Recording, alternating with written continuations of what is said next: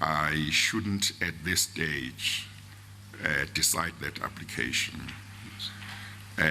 You see, her issue is a very limited one. And it may well be, I mean, it is all simply about whether or not she is the person who called Miss Mentor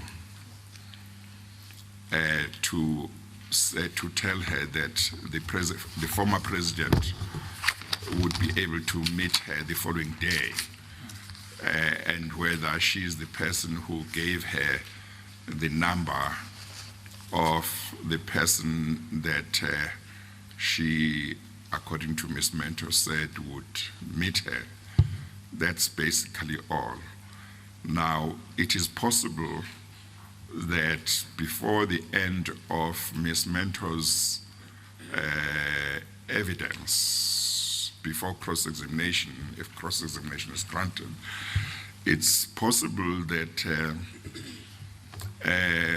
she might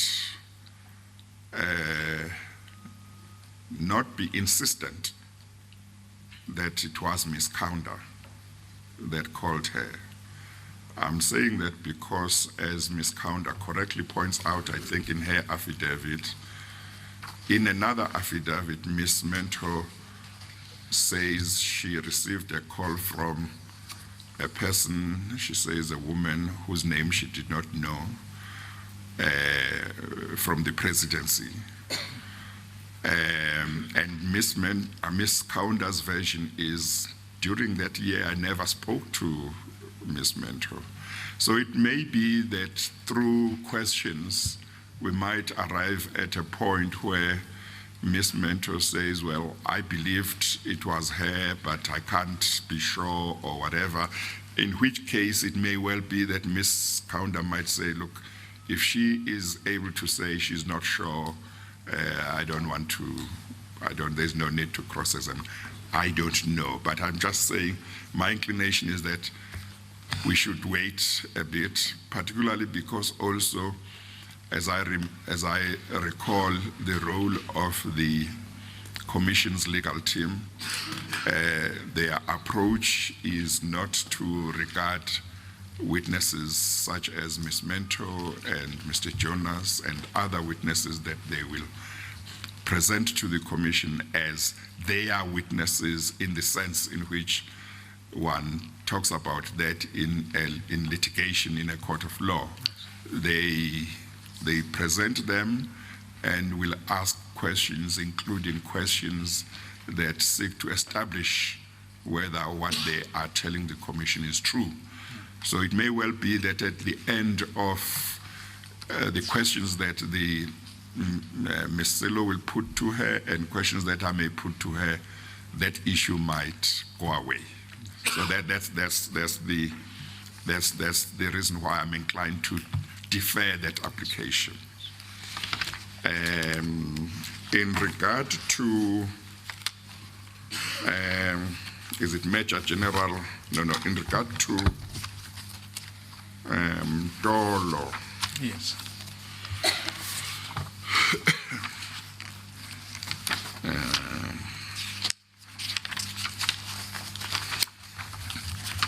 In regard to Dolo, and his counsel will be listening, in regard to Dolo,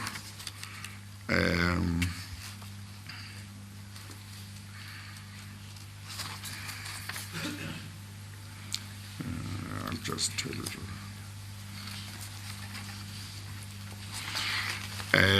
My concern is whether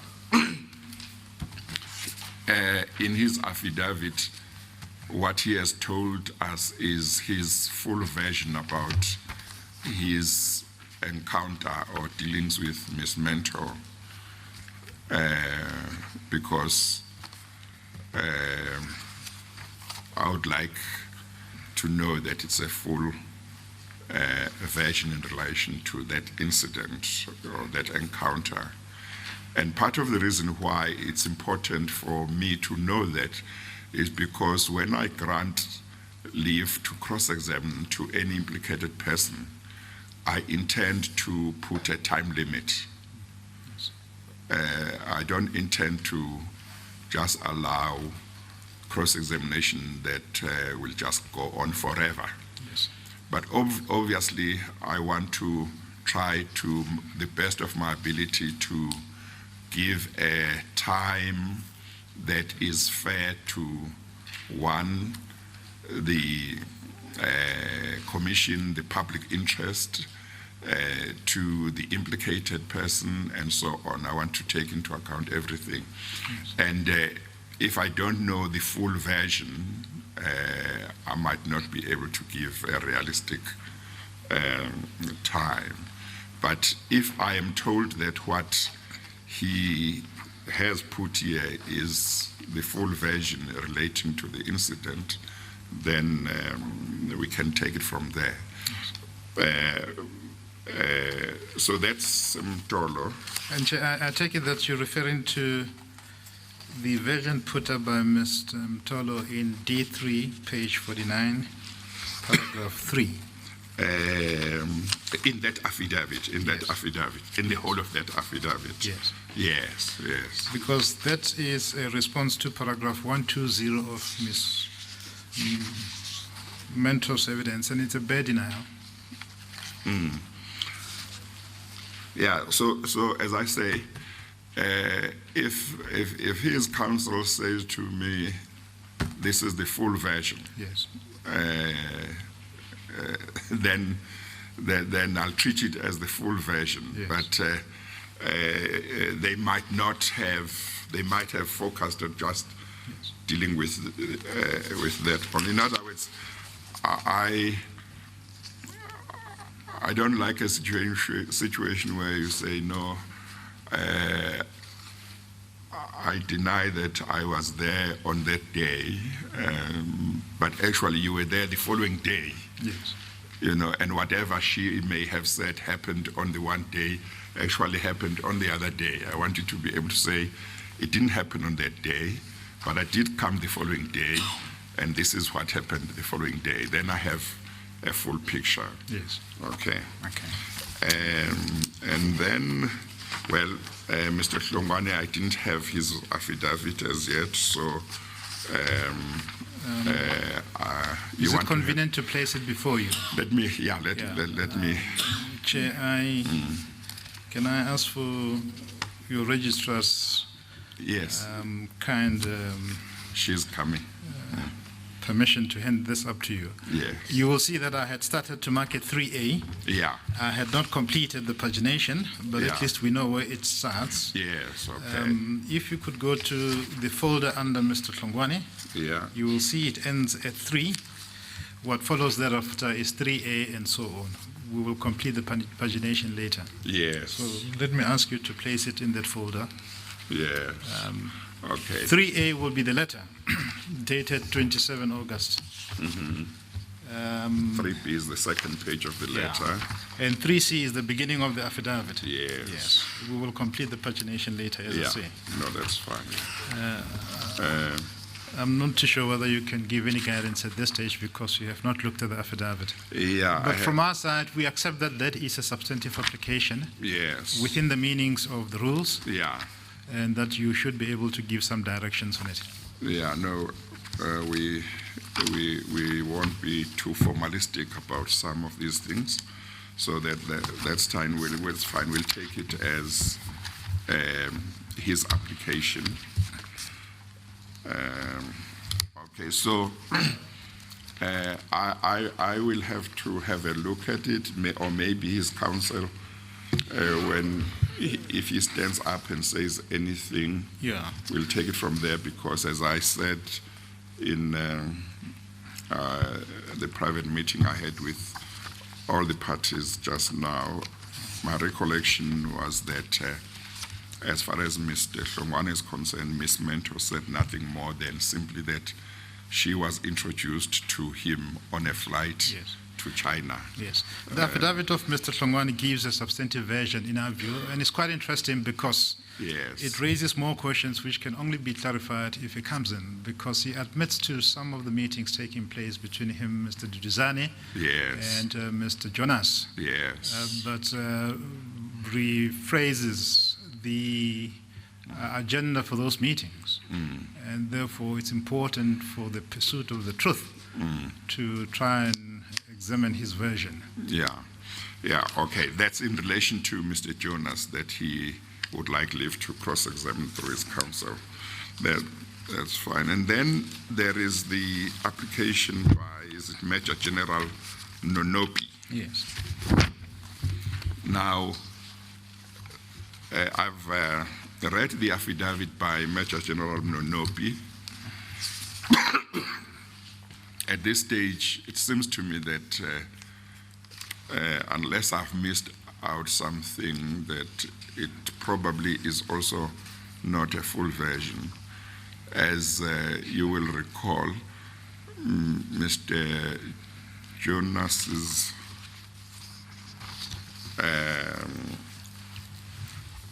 evidence included that she came with a prepared statement that she wanted him to sign, which he refused to do. I didn't get a chance to compare certain paragraphs in her affidavit with the statement of Mr. Jonas, but I didn't see what she has to say about where she says this prepared statement came from. Yes. I mean, Chair, to remind you, if you can go to Exhibit C1. C1. Yes, and you go to page 17. Hang on 1 second.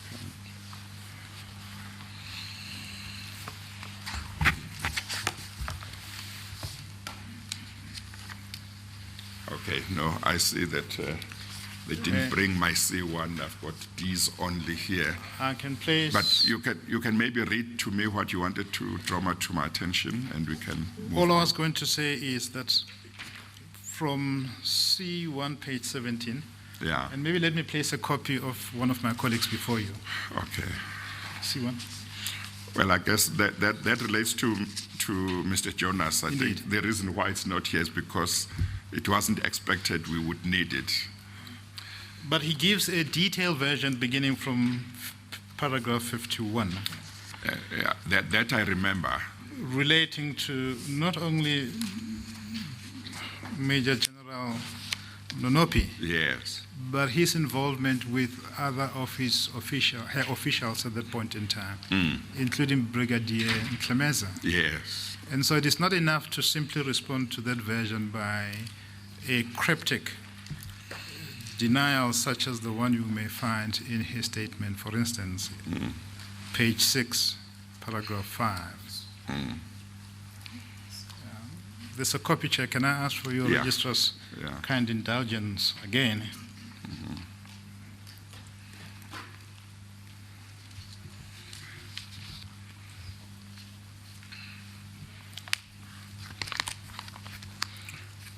Well, we might not need to go into details. Yes.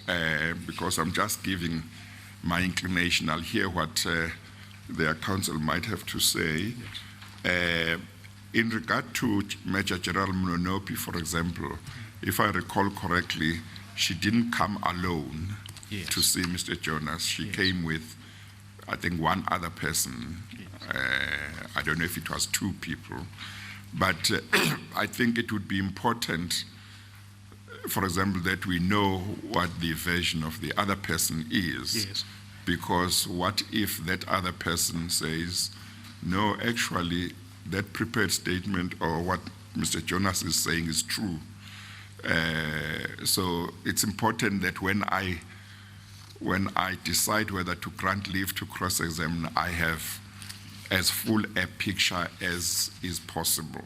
Yes. So I don't know whether the Commission's legal team did send a notice to the other person that Mr. Jonas alleges was with Major General Nonopi, and whether there's been any response. So, but I would prefer to decide the application after I've seen what the version of that other person is about these events. Chair, we're grateful to the guidance that you have given, and we leave it to our learned friends representing General Monopi and the like to persuade you that the version now given is enough, or that they would respond by additional particulars relating to that version. And we, for our part, would leave matters as they are until you have received some sort of coverage from the state capture inquiry. Just some of the sound coming through. Still the beginning stages as to what we can expect to come this morning. Yeah, remember we're waiting for the former ANC MP, Vytjie Mentor. She was the ANC Parliamentary Caucus Chair from 2004 to 2008, and she was also deployed as the Chair of the Public Enterprises Portfolio until 2010. So once that starts, we will go there live. We're also monitoring events happening in Cape Town. The British Prime Minister Theresa May is going to address the crowd, a gathering in Cape Town, giving a keynote address. It's ahead of her meeting with President Cyril Ramaphosa, an all-important meeting, I guess, ahead of the Brexit that will be happening, I guess, in March next year. Definitely. Still awaiting as to what is going to be transpiring. A very, very busy morning here. We will be keeping you up to date. For now, though, we take a short break.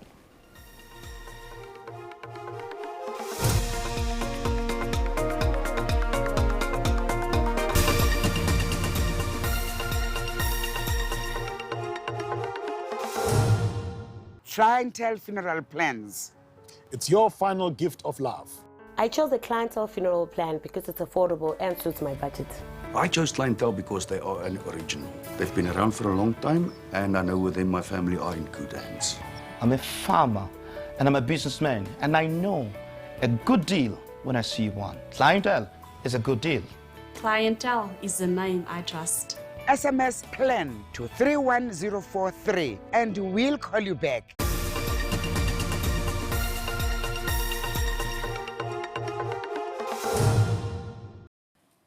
Out in the bay lies Robben Island, where for so long so many were unjustly imprisoned for dreaming of a country in which the colour of your skin made no difference to your rights and opportunities. Foremost among them was, of course, Nelson Mandela. As the world marked the 100th anniversary of his birth earlier this year, a memorial to the great man was unveiled in Westminster Abbey. There it sits alongside tributes to the kings and queens, poets and scientists who have shaped my nation's history, a fitting recognition of the lasting impact Mandela made on the world. Mandela's walk to freedom, and that of South Africa, was long and arduous.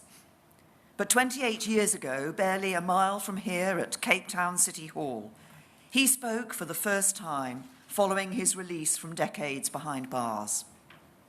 4 years later, on Grand Parade, the newly inaugurated President of South Africa spoke of his election not as a victory of party, but of people, of the power of democracy, and the necessity of unity, of equality, of universal rights. He spoke of the need to transform not just the culture and politics of South Africa, but its economy too, of his desire to change South Africa from a country in which the majority lived with little hope to one in which they can live and work with dignity, with a sense of self-esteem and confidence in the future, building a better life of opportunity, freedom and prosperity.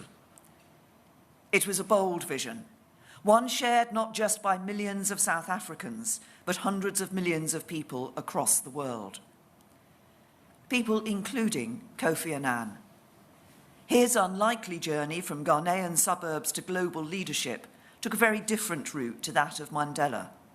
Yet, like your former president, Annan's impact, influence and values spread well beyond the borders of his beloved homeland. And like Mandela, the world is a poorer place for his passing, but all the richer for his legacy. The life stories of these two great men encapsulate the ebbs and flows of history. They demonstrate just how much can be achieved over the course of a lifetime, but also that progress can never be taken for granted. The fight to secure our gains is constant. Mandela was born in 1918 with the world on the brink of peace from a war that was meant to end all war. But when Annan was born just 20 years later, those dreams of a lasting peace were about to be shattered once again, claiming millions of lives, including many from this continent. It was in the aftermath of this devastation that the United Nations, the organization that half a century later Annan would go on to lead, was founded. And despite false starts and mistakes along the way, global institutions and cooperation established in this period have delivered great gains for development. It was at the same time that independence movements of a generation of new nations took on a renewed urgency. People across the world won the right to self-determination, constitutions were written, and countries were born. And the embrace of free markets and free trade, which accelerated further with the end of the Cold War, has acted as the greatest agent of collective human progress the world has ever seen. In those countries that have successfully embraced properly regulated market economies, life expectancy has increased and infant mortality fallen. Absolute poverty has shrunk and disposable income grown. Access to education has widened and rates of illiteracy plummeted. And innovators have developed technology that transformed lives. The progress that we have made over the past century is remarkable. The opportunities for the next generation even more so. But to deliver on that promise, we need to recognize new challenges. As war and state-based conflicts have declined, it has been replaced by new threats. In the past 5 years, terrorists have killed around 20,000 people in Africa, from the 2013 siege in Nairobi's Westgate shopping centre to last year's horrific truck bombing in Mogadishu and March's al-Qaeda attacks in Burkina Faso. Whether in Europe or Africa, non-state actors are threatening our lives and radicalising our people. And today, malign state activity is on the rise, from cyber attacks on national infrastructure and institutions to the use of chemical weapons on the streets of the UK and Syria. While free trade and globalisation have brought huge benefits, they have not been felt by everyone, and too many of our citizens fear that they will be left behind. From the great financial crisis of 2008 to the advent of artificial intelligence replacing human labour, people are questioning the model of economic development we seek to defend. And as we face such troubling questions, the capacity for governments old and new to provide the answers is being challenged. For some, the solution lies in seeking to halt or reverse change, undermining the institutions of global cooperation, rebuilding the barriers to trade, viewing global competition as a zero-sum game. I disagree, because these are not challenges faced by a single nation alone. The ideology that inspires vicious terrorist attacks does not respect borders. A chemical weapons attack does not only harm its victims, but weakens the rules that protect us all from such behaviour. In a more connected world, we must all deal with the consequences, for good and ill, of increased mobility, not just of people through migration flows, but also of money, of data, of ideology. And we should recognise that competition and cooperation are not opposites. They can be mutually reinforcing. So now is the time for the nations of the world to come together, to cooperate, to view international competition as a process through which both sides can benefit, to work as partners, sharing our skills, our experience and our resources to tackle the challenges we face, to contain and direct the forces shaping the world, and to deliver prosperity, security and success for all our people. This week I'm visiting 3 countries, South Africa, Nigeria and Kenya, that I regard as key partners in achieving this goal. With thriving democracies, strong international ties, including through the Commonwealth, and fast-changing economies, they are typical of 21st century Africa. An Africa very different to the stereotypes that dominated previous centuries and that some people still believe even today. In 2018, 5 of the world's fastest-growing economies are African. The continent's total GDP could well double between 2015 and 2030. By 2050, a quarter of the world's population and a quarter of the world's consumers will live here. From the Western Cape to the Mediterranean come stories of increasing stability, growth, innovation, and hope. South Africa, for so long blighted by the evils of apartheid, is free, democratic, and home to one of the continent's largest economies. In Côte d'Ivoire, United Nations peacekeepers have gone home, and GDP is growing 3 times faster than in Europe. And Ethiopia, for a generation of British people often associated... I talked about being done on time. I don't know if when you receive whatever statements you are going to receive not later than Friday,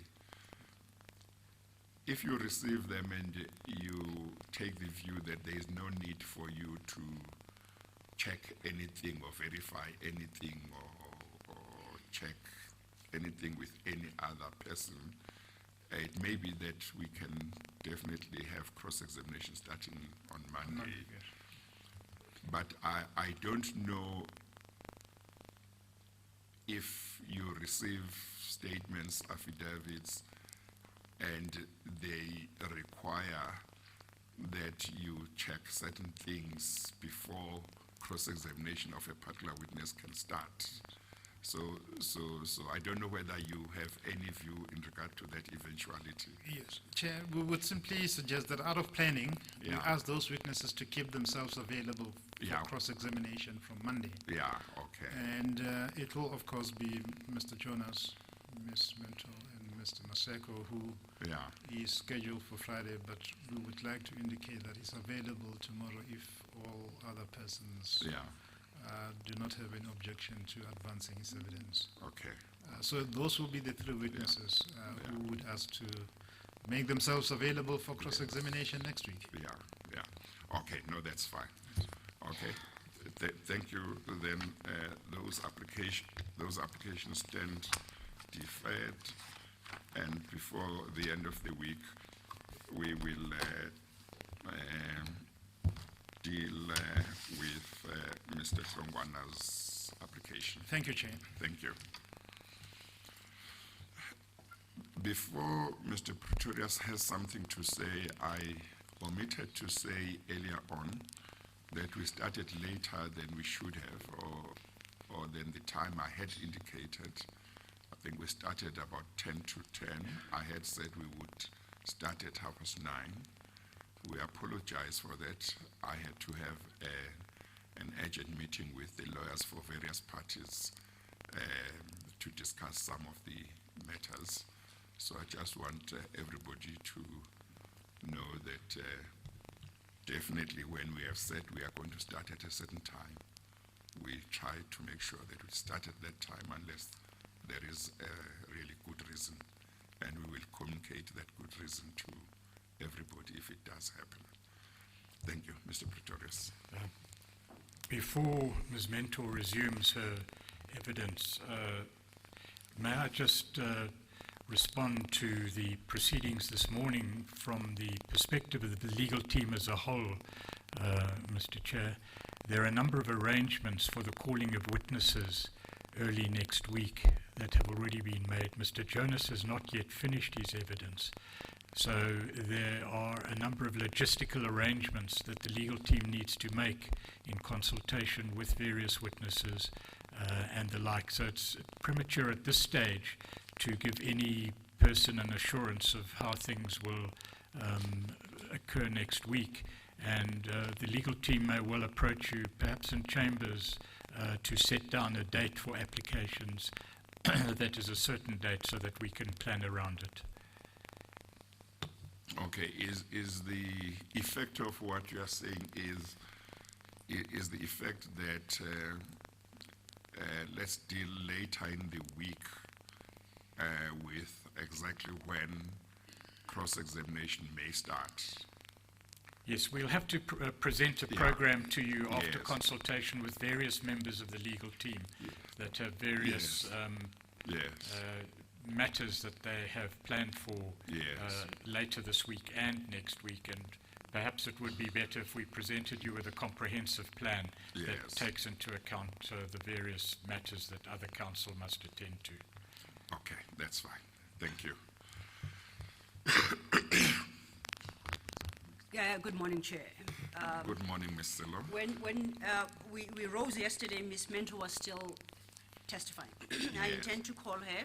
She's in the adjacent room. She is close by. Yes. As the Chair will recall, I had indicated we had received some documentation. She hadn't had opportunity to go through with her attorneys, and she is finalizing that right now. Chair, I'd like to inquire.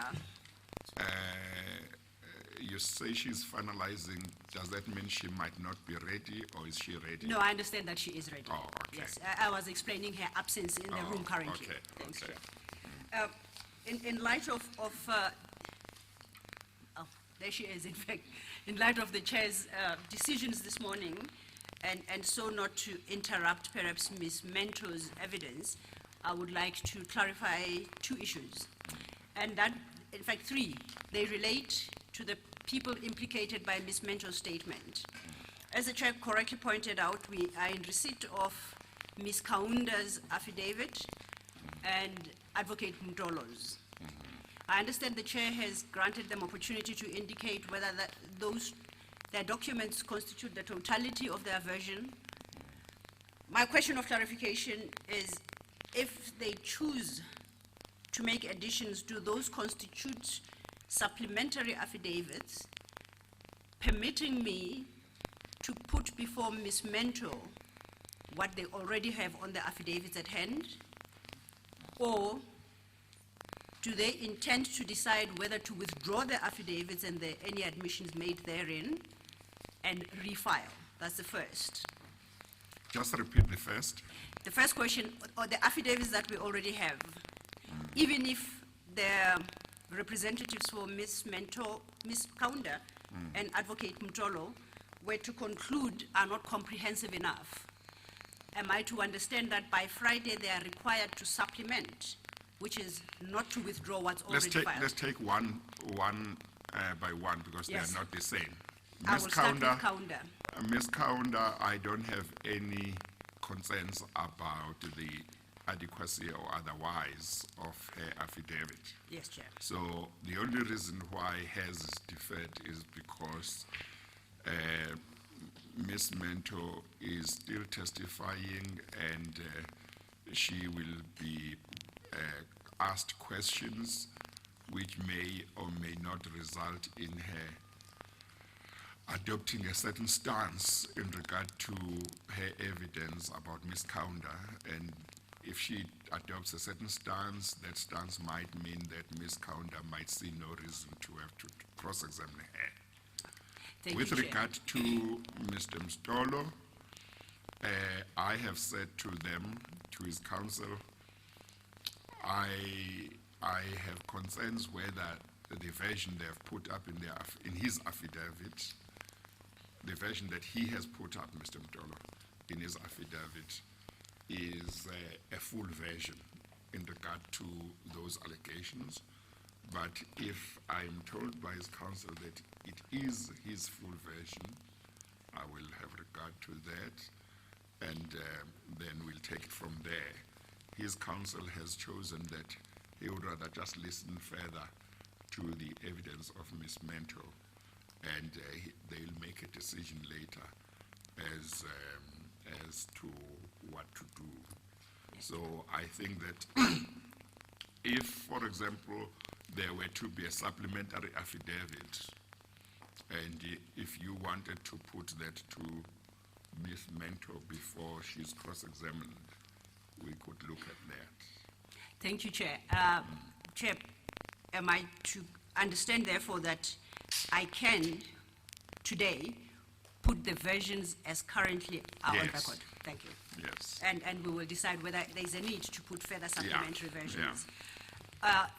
The second point, Chair, is relates to former President Mr. Zuma and Mr. Ajay Gupta, who were served with Rule 3.3 notices and have to date not indicated, and we do not know how to deal with the two witnesses because we do not know whether they intend to still submit responses in terms of Rule 3.4, and if so, we would request an indication of by when they must do so, Chair.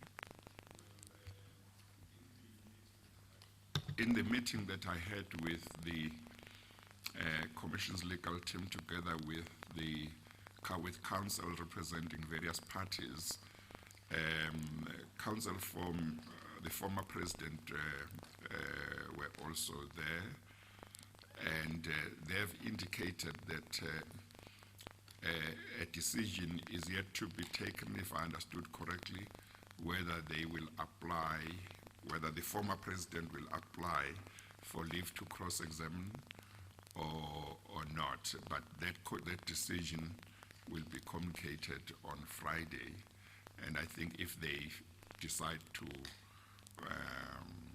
that decision will be communicated on Friday. Thank you, Chair. In regard to Mr. Gupta, now I haven't sought to make distinction between the different brothers, but I think it is Mr. Ajay Gupta. Counsel for him has indicated that, and he's going to tell me if my recollection is wrong.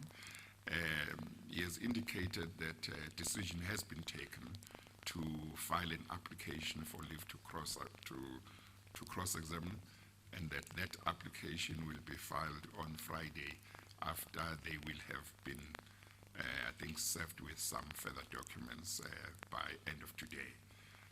Mr. Helens, am I correct? That is correct, Chair. Thank you. Yes. Thank you, Chair, and thanks for the clarification. Chair, I don't know when I came in, I cleared the space for the applications. May I take half a second to retrieve my files and we are ready to proceed? Thank you. Sir.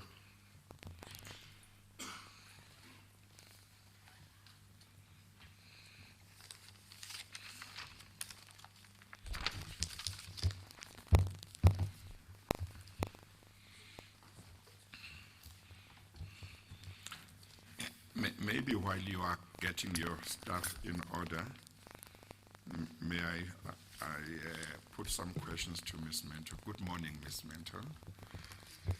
Yes, you are still under oath. When I read your statement, in particular the paragraphs which refer to, is it MM or MP1 and MP2? Those are the pictures relating to Sahara, to the Sahara building, and to Saxon World. The impression I received was that you were certain that the buildings appearing in the pictures were the buildings, were the Sahara building and the Saxon World. Is it a compound or building? But yesterday you said that one, you didn't take the pictures yourself. Two, the pictures were not taken in your presence.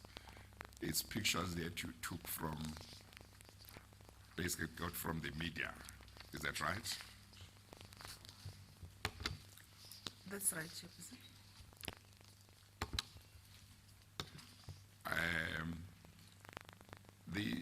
least one of the statements, or maybe an affidavit that you deposed, just didn't give me the impression that it's something you got somewhere. It gave me the impression that maybe you took the photos yourselves, because I think it said, in effect, these are the buildings that I was at, whereas if it is something that you took from somewhere, probably all you might say is it looks like it's the same, it's the same. Maybe you can't be definite as such if you didn't take the photos, I'm not sure. But basically, in the end, you are saying you went to certain buildings. One of them was written Sahara, and then there was Saxon World, and subsequently you saw pictures in the media, and the pictures represented what you believed were the buildings to which you had been. Thank you. You agree? I agree, Chair. Yes. Feel free if there is a reservation to say there is a reservation. In other words, you must speak freely. If you agree, you must say you agree. If you don't agree, you must say you don't agree, because if you say you agree and inside you don't agree, you get cross-examined, then you regret why you didn't qualify your agreement. Chair, I agree in that when I was going through my statement with my legal representatives, they asked me if this picture, I did not source the picture of both the house and Sahara, if the pictures represent the buildings that I had been to. So I agreed that the pictures that I saw before me, because do represent the buildings. It may be that it's the formulation of the relevant sentences in the statement and not really your fault. Okay, thank you. Pleasure. Thank you, Chair. Chair, before I proceed with Ms. Mento, or with her testimony this morning, Ms. Mento had requested to address you briefly on an issue. May I invite her to? Yes, Ms. Mento. Thank you, Advocate Silo. Thank you, Chairperson, for indulging me. I would like to request the Chairperson to allow me to peep into my statement from time to time.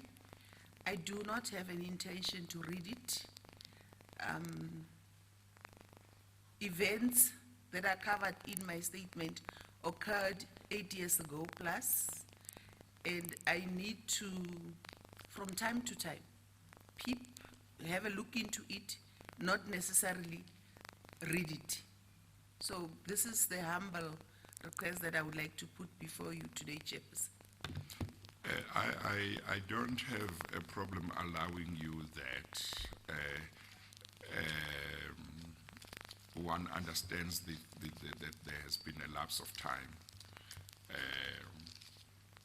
It may well be that when you get cross-examined, somebody may seek to make some point about the fact that you keep on having a look at your statement, but you will deal with it, explain the way you are happy to explain. I don't mind allowing you that opportunity. Thank you, Chair. Thank you. Ms. Mento, before we go back to your testimony, I don't know if you are in a position to clarify an issue you raised yesterday. With reference to your statement, the main bundle, paragraph 122, you sought to effect some changes or corrections, and the Chair had asked that you consider that overnight and to be absolutely certain the extent of corrections you'd like effected. I'm not asking you to do so.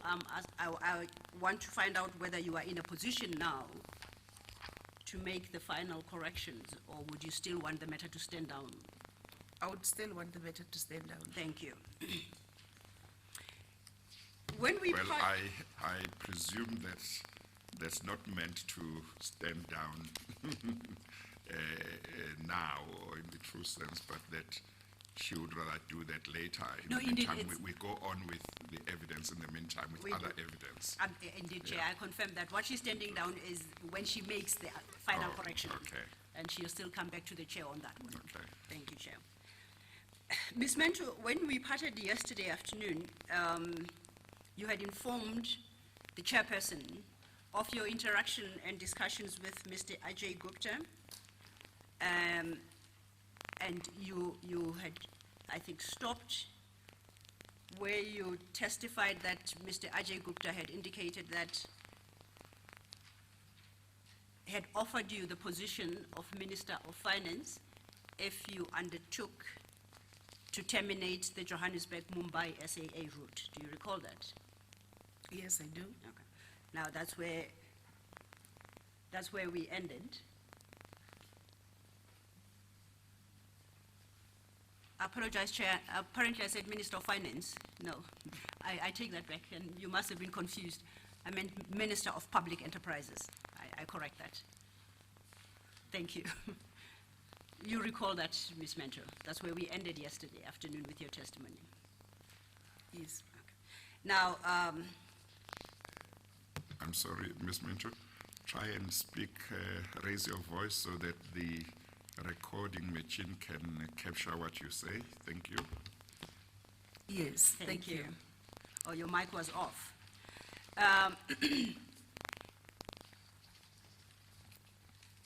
You deal with these matters from page 25, in particular the cancellation of this airline from page 25, paragraph 87, and following, just so you find your place in the statement. Now, can you take what subsequently transpired from there after Mr. Gupta had made you this offer? May I go slightly back through the chairperson, please? Yes. Thank you. Before the issue of the offer of a ministerial post and the cancellation of the airline route from South Africa to India and back, Mr. Ajay Gupta had also brought forward the issue of denial.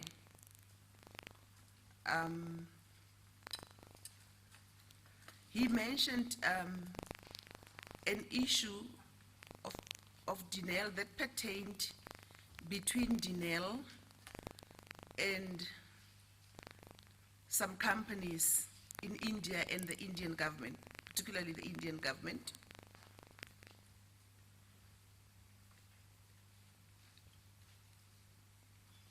That issue that he raised with me was a top secret issue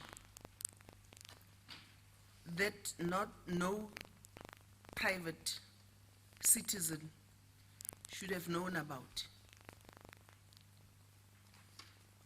I knew about the issue, but I didn't say much because I was a member of the Joint Standing Committee on Intelligence, and I knew about the issue. He suggested that he could. There was not conflict. There was a matter. I don't want to disclose much of the matter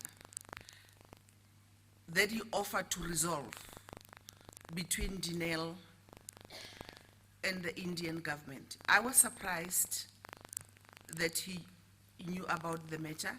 I was also extremely shocked because that matter was top secret. Okay. Because the matter was top secret, I did not entertain him on the matter. Okay. And just for the record, this aspect, is it covered in your statement, or Is it in your statement? It is in my statement. Thank you. You may proceed. Thank you. I am back at the offer as I had put it yesterday, that he all of a sudden said that if I agreed to facilitate the abandonment of that route by SAA, I could become the Minister of Public Enterprises, because the president was, no, I asked him questions when he gave me the offer. I asked him, how could I become a Minister of Public Enterprises? He said the president was about to reshuffle the cabinet, and as I said yesterday, that was not in the public domain. And I asked him how he could make me a minister. He said that they often put word to the president for people to become ministers. And by we, I understood him to mean, I beg your pardon. Excuse me, Chair. I understood him to mean they, the Gupta brothers, or the Gupta family. I did not accept the offer. I felt that he does not have authority to offer ministerial positions to me or to any other person. I was irritated. I actually said to him, it is only the president, together with Luthuli House, or in discussion with Luthuli House, that can determine, or that has authority to make people ministers. Now, when you said that to him, did he... I'm sorry, Ms. Selo. Yes, Chair.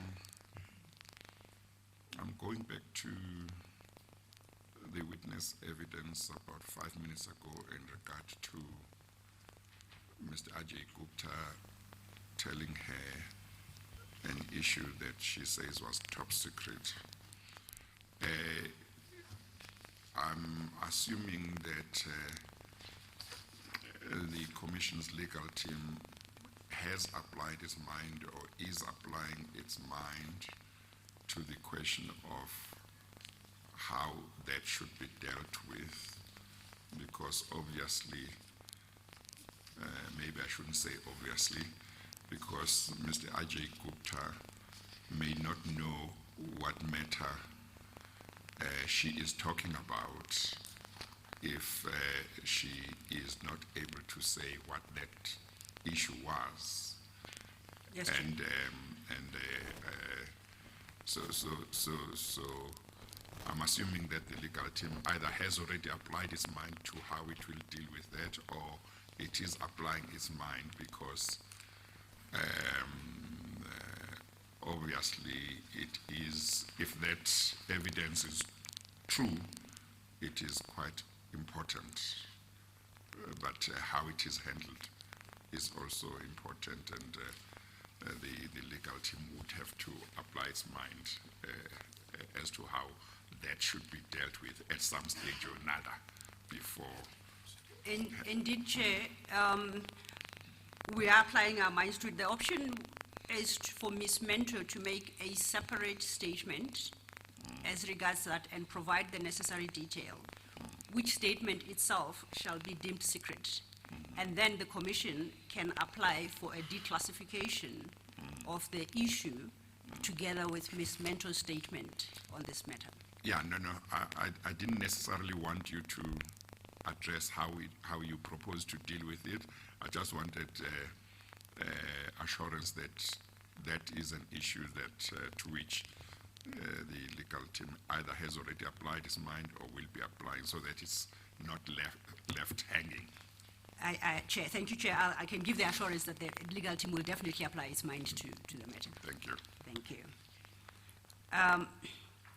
Ms. Mento, I had inquired whether, when you told Mr. Gupta that only the President, in discussion with Lutuli House, can offer ministerial posts, whether he had responded thereto, and if so, what his response was.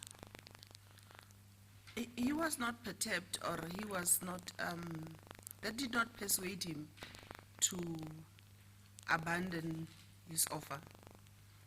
He persisted on it, and we had a bit of exchange, and I became agitated. I began to become agitated, and I got angry and I raised my voice. We were not agreeing on the issue. And just at the point when I declined the offer and I was telling him that you have no authority whatsoever to offer me a ministerial post, the President walked in. The President did not walk in from the entrance that I had used when I entered the house. He walked in from the direction that I was led through when I was shown the bathrooms, and the direction from which A.J. Gupta emerged from when he came to join me in the house. The President entered. His entrance was just on while I was getting very angry. He emerged, and when he walked in, I rose from my seat, much as I was on crutches, out of courtesy, protocol, and respect. And he greeted me whilst he was standing and I was standing. AJ remained seated, and I immediately went ahead to tell the President what AJ had said to me, which was in relation to the offer, including the issue of the imminent reshuffle of Barbara Hogan, as he had informed me about. The President sought to calm me down. He did not address the issues that I was putting before him. He repeatedly told me to calm down. I felt that he was not paying attention to the issues I was bringing to his attention, and I felt that he was finding issue with me, rather, with my agitation and with my anger. That further frustrated me. The discussion between the President and I occurred whilst we were still both standing.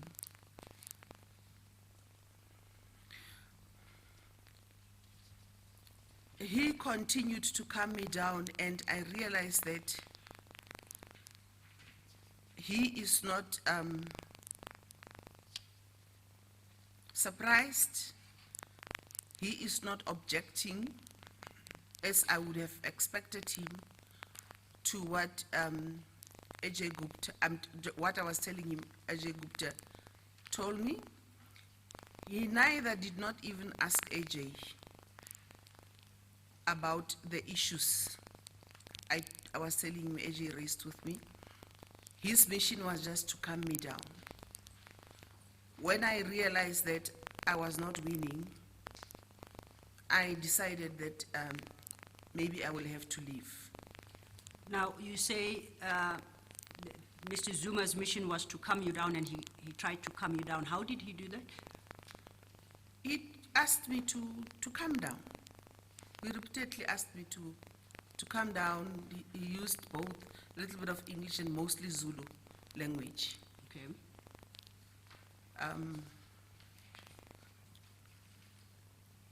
There was a point at which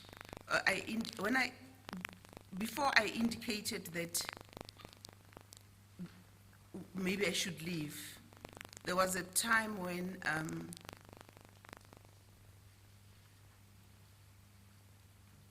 I remembered that I had refused to go and see the president in China. And I said to the president, I apologize for refusing to go and see you in China 2 weeks ago. The president accepted my apology. Why do you say he accepted your apology? Did he indicate verbally the acceptance of the apology? I take that he accepted it because he said it's okay. Okay. I mustn't worry. May I continue?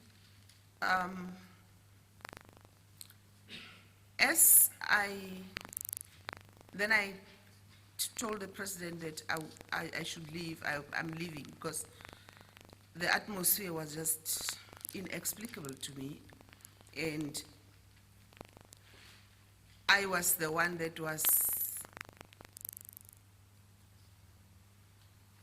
the mad party, as it has often been said in the public that I'm mad. I felt that I was being made the mad party there.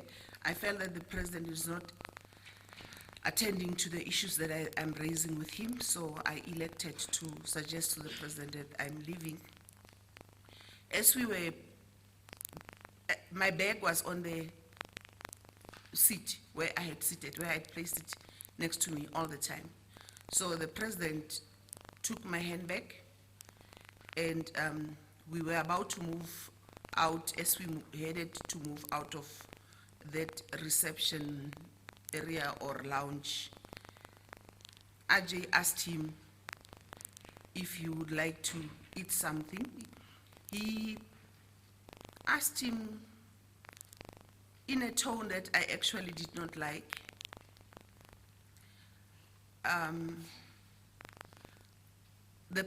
In a tone that's not very. It struck me that when the president entered, he did not rise, and when he spoke to the president to offer him something, he also spoke to him in a very demeaning, not respectful manner. The president told him that he was going to eat next door. And because I expressed surprise, I looked at him. He said that Duduzani, his son, lives next door. Okay. Then the president helped me out, me on my crutches, the president holding my handbag, leading me to through the exit that I had entered through, which is going down those 4 to 6 stairs. Ajay remained seated. I'm sorry, Ms. Mentor. Please don't forget where you were when I interrupted you. Please just go back to what you have just said, that Mr. Ajay Gupta asked the president or offered him a meal in a demeaning manner. Can you elaborate how he asked him or he offered him a meal that made you believe it was demeaning? Can you just give more information? What made you think the way he asked him was demeaning? In my view, if you address the president, you would say, Mr. President, may I offer you something to eat? For me, that's respectful. If you say, will you have something to eat? To me, that's demeaning. And is that how Mr. Ajay Gupta spoke to the president? Yes, I did not specifically state word by word what he said in the statement, but that's exactly what he said to the president. Okay, thank you. Thank you, Chair. as the chair indicated, you recall at what point you were when the chair posed the question, right? You can take it from there again. We were leaving the lounge. Yes. The president held my hand back.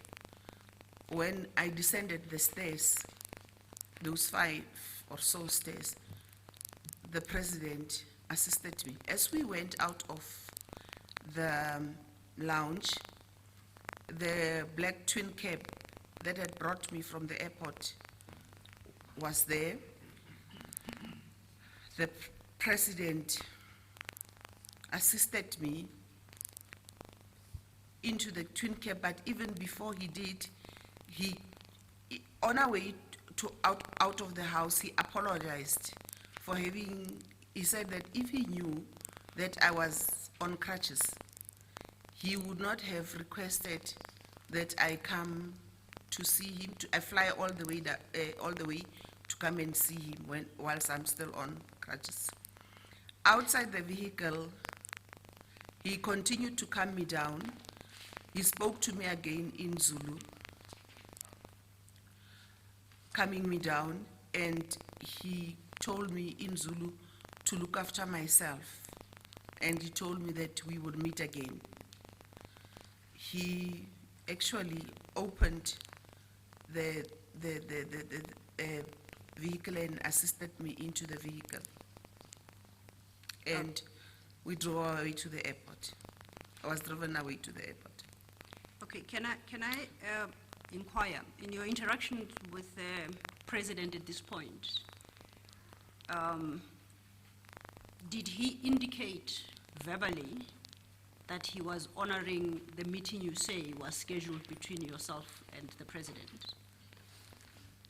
When the president said to me as we were leaving the house that would he have known that I was on crutches, he would not have requested to come to me to meet him. To me, he was acknowledging that he called me for a meeting which has an agenda. Okay. Did you have an opportunity, before I do that, can you recall around what time this was of the day? That brings me to an item that I said I might have stayed 2 to 3 hours in the house. But I landed at about, if I may go back Please. to calculate the time, Please. if it's that allowed. I landed at 8:30. Okay. That is at OR Tambo? Yes, Chairperson. Yes, in the morning. In the morning, Yeah. 8:30. I would think that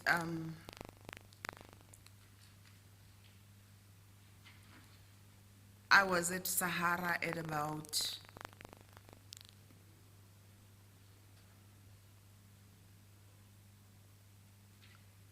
past 9 to 10. I spent about 20 to 30 minutes before I was made to meet Ajay. I spent about 20 to 30 minutes in discussion with her. I was inside Saxon World around lunchtime.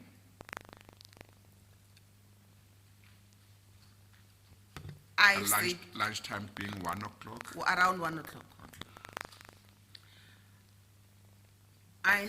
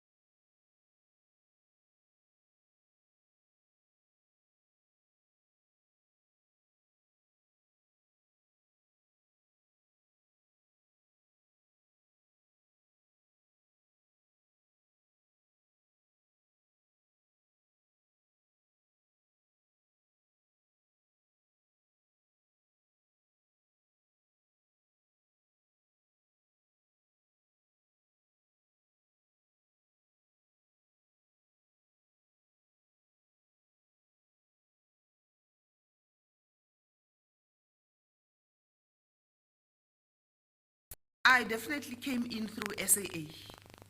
Yes.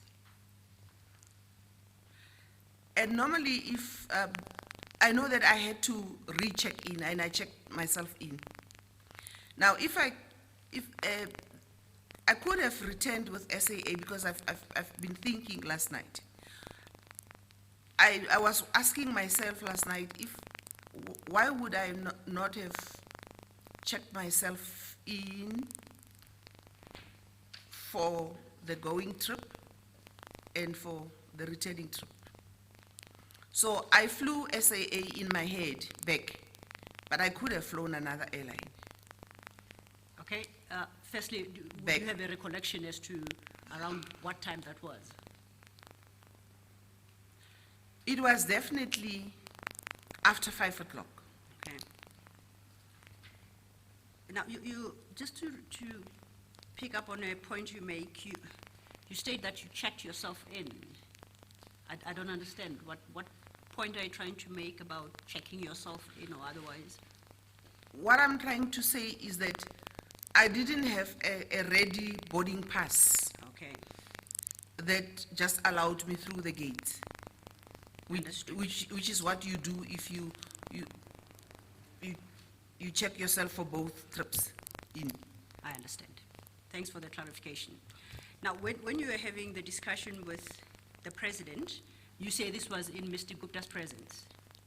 Yes, In the except house. when we were out, descending the stairs and by the vehicle outside. Okay.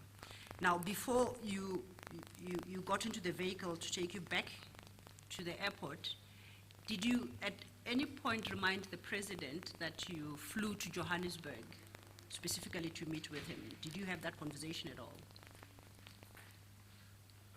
Yes, that's why, if I recall, that's why the president said to me, we'll meet again.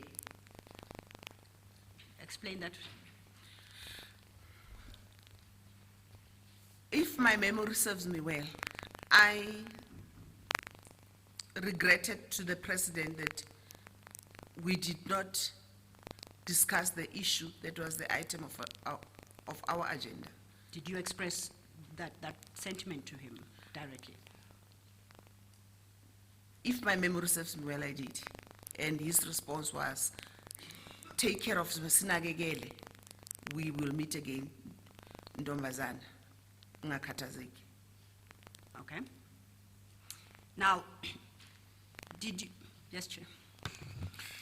We don't have an interpreter who is interpreting what she has just said. I know that the Commission has arranged interpreters here, but she says she's able to translate that. Please do that for the benefit of those who might not understand isiZulu. Thank you. And Ms. on Mentor. a lighter note, Chairperson, I've discovered that Hlongwa and Hlongwane are the same thing in two different Nguni languages. Well, whatever the position is about Hlongwa and Hlongwana, Zondi and Zondo are not the same. Thank you, Chair. That was Okay. just. Okay, you want to give Thank a you. translation of what you just said in isiZulu? Thank you. Ungakhathazeki Ntombazana. Don't be too overly worried, young lady. Look after yourself, like go and look. I understood that to me. No, let me just interpret. Look after, usinakekele, look after yourself. That's correct. Thank you, Chair. Now, whether inside the house or outside, did you bring to the President's attention that you had caught a 6 o'clock flight, technically being in Johannesburg or in the Gauteng province from 8 o'clock in the morning for purposes of this meeting, and you are only meeting him at that hour? Did you have that conversation with him? No, I did not. Why not? When we were in the house, well, because he came suddenly into the house, my issue was the concerns about what the issues Ajay has raised with me of making me a minister and me the issue of the airline. So that overtook me, and the reaction of the president was disheartening to me, to say the least, and I decided to leave. So only outside, as I said, I may have, if my memory serves me well, referred to the fact that we did not fulfill the agenda, intended agenda, and then he said, we will meet again.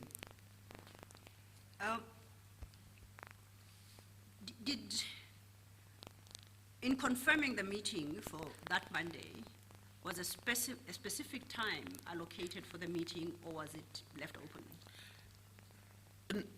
Not time in terms of 8:30 or 10, said Monday morning. At this juncture, based on what you testified on yesterday, that Mr. Kaunda had assisted with setting up this meeting, did you contact Ms. Kaunda about the delay, let's say around 3 o'clock, when still you hadn't met with the president? No, I did not. You didn't have the mind to? No, I did not. Ms. Kaunda's role was to assist me to realize the meeting. And I did not deem it necessary to tell her of the delays. The person that I kept on updating was my friend that I phoned when I was in Sahara, and that was when I was in the house and in the vehicle, but not Ms. Kaunda. Did you inquire from the people who collected you from the airport as to when you will be meeting the president? You mean when I met them? At any point. When they took you from the airport to Sahara, when they took you from Sahara to Saxon World, did you inquire as to what time approximately you might be meeting with the president? No, I only told them that they were delaying me, because in my understanding, when I left Cape Town, I was going to proceed from the airport and be driven straight to the president.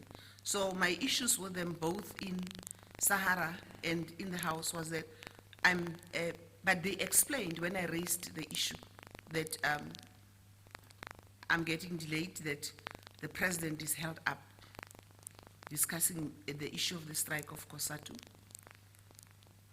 Did you inquire of them how they come to know that? It surprised me, but I did not ask them. Now, is it your testimony that the president learned from you as to the offer made to you by Mr. Gupta? So he was not present when Mr. Gupta made the offer, that the president learns that when you relate that to him. Is that correct? In my mind,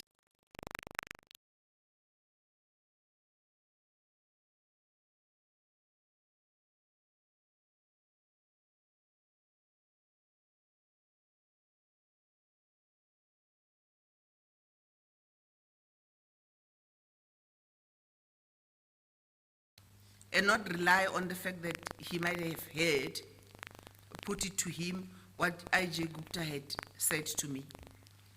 You indicated that after you had informed him, the president was more intent in calming you down. Now, I want you to recall, if you can, did he appear surprised of the offer allegedly made to you by Mr. Gupta? Did he react thereto physically or otherwise? He did not act surprised at all.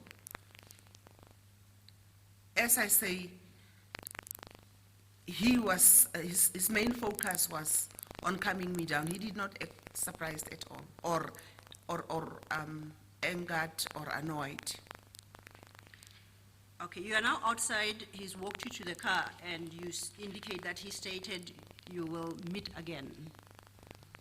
Did you inquire as to when that might possibly be?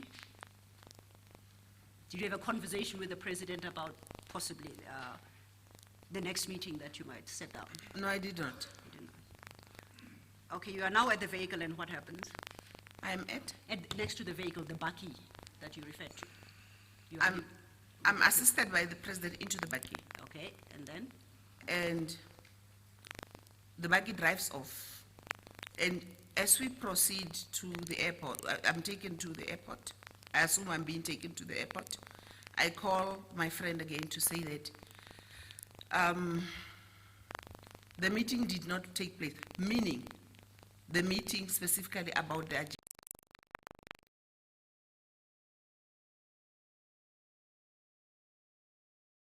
I don't know if I will get a flight to Cape Town. In fact, I said to her, I don't know if I'll miss my flight back to Cape Town. And I said to her, in the event that I don't make it on my flight, may I come and put up at your house tonight? And she agreed. Okay. Now, on my recollection, this is about a third telephone call. You indicated when you were in Sahara, you called a friend. Yes. And you indicated as well yesterday when you were in Saxon World, the Saxon World house, you once again called a friend. Yes. And now you just indicated you called a friend yet again. Same friend. Are these three people, or is it one person or two? One friend. It's the same friend right through? Right through. Okay. Who was driving you back to the airport? The same people that fetched me. Both of them? Yes. Well, before you proceed, Ms. Selo, Ms. Mento, if I recall correctly, your evidence yesterday was to the effect that you had done quite a lot prior to this, maybe for 2 months, I'm not sure, to try and get a meeting with the president. Is that right? That's right, Chairperson. And you were not getting a positive response up until you got this call, which you say was from Ms. Kaunda. Is that right? That's right, Chairperson. And you would have been very happy that ultimately you were granted an opportunity to meet the president. Is that right? That's right, Chairperson. What you might not have been happy about is the short notice of the meeting. Is that right? That's right, Chairperson. You traveled at short notice to OR Tambo to make it to the meeting with the president. Is that right? That's right, Chairperson. And you were driven to Sahara, and you were made to wait there for some time. You were not happy with that. That's right, Chairperson. After some time, you were taken to Saxon World, and there you were made to wait some time as well. Is that right? That's right, Chairperson. And you were spoken to about things that you had not come to Johannesburg about. Is that right? That's right, Chairperson. And ultimately, the president came to the room where you were. Is that right? That's right, Chairperson. And now, with that background, the question might arise why you didn't take this opportunity to say, now I'm face to face with the president. I must use this opportunity to meet with him and discuss these issues that I've wanted to discuss with him for such a long time. I was not going to discuss these issues before a person that it's not meant to be part of. The meeting was between myself and the president, so there was a third party. And this third party is a third party that had acted in ways that are out of hand, in my view. Firstly, it's a third party that knew about the meeting, that knew about the agenda when he was not supposed to have known about the agenda. And it's a third party that goes on to exercise authority that, in my view, it's not his authority. He's usurping somebody's authority. And that authority resides with the person that I'm supposed to have a meeting with. I was not going to have this. For me, there was everything wrong.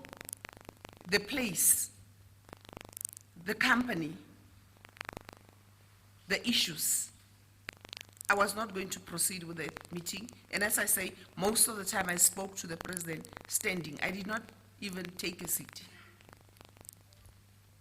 What would you say if somebody says maybe you should have asked the president if you could meet with him elsewhere so that you could discuss these issues? The president's posture, when I raised the issues to him that I had a problem with, his posture of faulting me for being agitated and for being not calm did not render it possible, in my view, to do that. And when he said we would meet again, also you didn't try to tie him down to any time frame, seeing that you had experienced some delays in securing this meeting? I don't think that it is proper for to try and tie down a president. Yes, even if you are a member of parliament. Yes. The president's diary is yes. handled in his office. You There is no way right. I could say to him, can we meet tomorrow or next week? Yes. Okay. Thank you. Thank you, Chair. Thank you, Chair. It's brought to my attention it's 11:20 in light of the fact that we started late with Ms. Mentor, so she hasn't quite been in the box for 1 hour, 15 minutes. I would like the Chair's view. Do we continue or would you like to take a tea break? I think let's take the tea break. So we try to keep to the time for tea break and lunch break as close as possible. Since it's now about 20 past, we will be back at 25 to 12. Thank you, Chair. Thank you, we adjourn.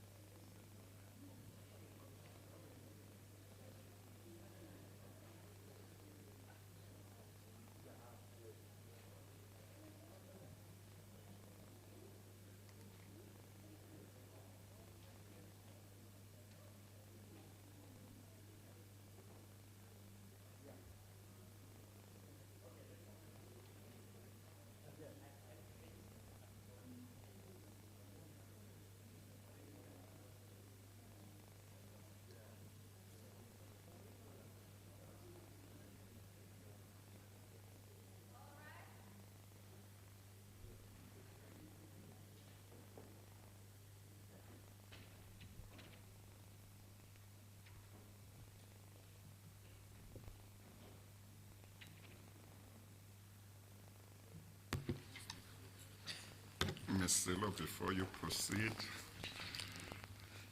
Ms. Mentor, would I be correct in saying that in your evidence, both yesterday and today, you are also drawing attention to this commission, things that you found strange with regard to the arrangements for your meeting with the president, and with regard to how Mr. I.J. Gupta spoke and behaved, and how the former president also behaved on that occasion. With regard, maybe I should explain, with regard to the president, maybe with special reference to his reaction when you told him what Mr. Ajay Gupta had said to you. Am I correct to say you are also drawing attention to saying some of these things I found strange? Yes, Chairperson, I found those things strange, especially the two that you pointed out as number 2 and number 3. The first one, I found it strange and discomforting, but I welcomed it still because I was desperate to meet the president, and I had been trying for 2 months or more to do so. Well, from what you said, I think yesterday or this morning or both, you said you expect that when you are going to have a meeting, you expected that when you were going to have a meeting with the president, it would normally be in the union buildings or at Mahlamba Ndlovu or any of the official residences of the state. That's correct, Chairperson. Must I take it that once you knew that where you were at Saxon World was not a state residence, state house, you found it strange that you would meet with the president in a private citizen's residence? That's correct, Chair. You must just think it through when I put these questions, because I'm trying to make sure that I understand what you are saying. And if that's not what you are saying, you must just tell me, no, that's not what I'm saying. Okay. I found it strange, Chairperson, when I was told that this is the place where the meeting is going to take place. Because when I left Saxon World, I was going to a holding place or a place where I would wait for the president. So once I was told that it's the place where I'm going to have a meeting with the president, it was strange. But Chairperson, bear in mind that I had been desperate to see the president. I was not going to cancel just because it's strange, and the president was still coming. Yeah. No, I'm not suggesting you should have cancelled. And you found it strange that when you told him that Mr. Ajay Gupta had offered you the position of minister, that the president was not alarmed or surprised or angered at this suggestion. I found it very strange, Chairperson. And you found it strange too that he didn't ask Mr. A.J. Gupta in front of you whether that was true. Correct, Chairperson. And then, as you said, he focused on calming you down, and he then walked you to the car. Yes, Chairperson. Thank you. You may proceed. Thank you, Chair. Ms. Mento, just one question for clarification. When Mr. Gupta informed you of the impending reshuffle, cabinet reshuffle, do you recall your testimony in that regard? That Mr. Gupta offered you the position of Minister of Public Enterprises when the President reshuffles the cabinet, which on your testimony was imminent. I recall him saying that I could become minister in a few weeks' time, and I asked how so. Then he went on to explain. Now, I need clarity on whether or not Mr. Gupta spoke in definitive terms to say that there is going to be a cabinet reshuffle, or whether the offer was in the context that when such a reshuffle does take place, you could become the Minister of Public Enterprises. Which is which? He spoke in definitive terms, because I asked him how was he going to make me minister. Did you understand that there was going to be a reshuffle at the time? I gathered that from him.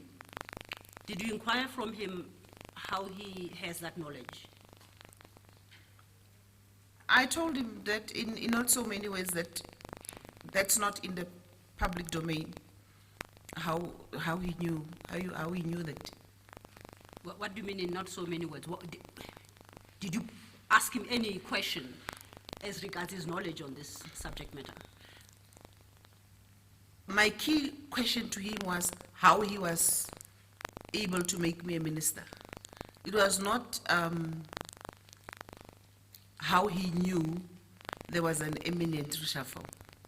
At the time you were having this conversation, were you aware that a cabinet reshuffle was on the cards? I was not aware. Okay. Now, Ms. Mentor, if you could have regard to your statement, with the permission of the chair, page 29. I think your testimony has taken us to paragraph 100.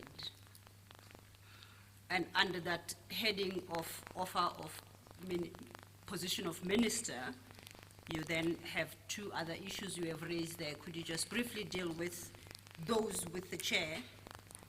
Then we can conclude on this subject before I ask other questions. Yes. Through you, Chair, are you referring me to paragraph 100? No, I'd say your testimony thus far appears to have taken us up to paragraph 100. You confirm there is still paragraph 101 and 102 before the next topic starts.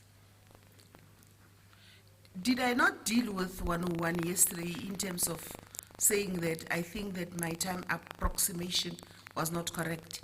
Yes, we did effect that amendment, and to recall, it currently reads approximately 1 week or so later.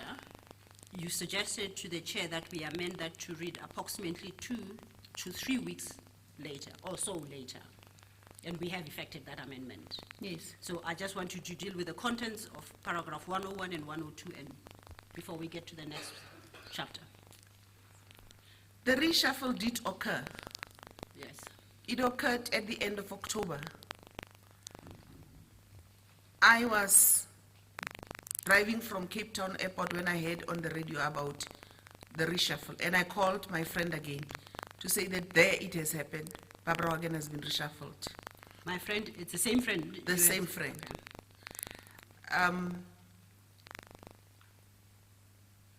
Minister Barbara Hogan was not replaced by me because I declined the offer.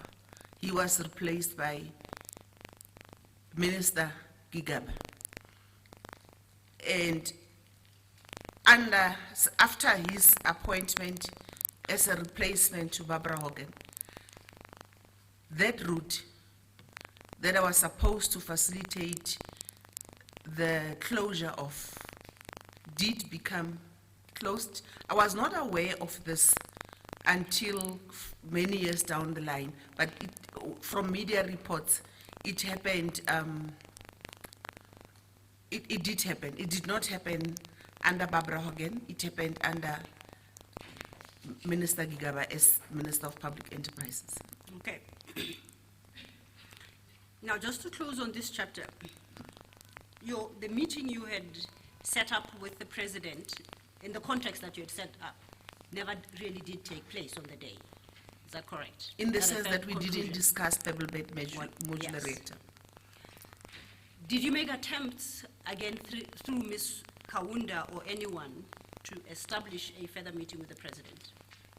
I did not. Can you tell the chairperson why not? The issues you indicated to the chairperson you wanted to raise with the president remained not discussed. Why didn't you set up a further meeting?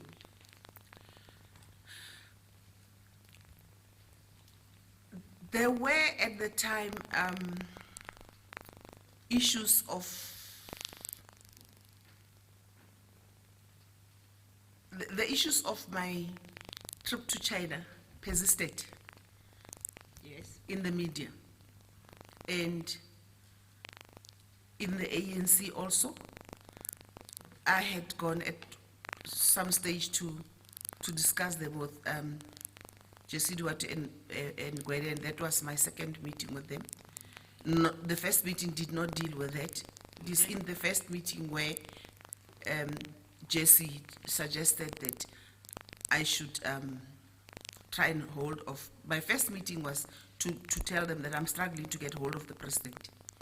Then they said, try going the route of Kaunda. My second meeting was dealing with the issues that persisted of my trip to China. And I was receiving letters from the public protector, from the speaker about, I was dealing with that issue for a while, and subsequently I was removed from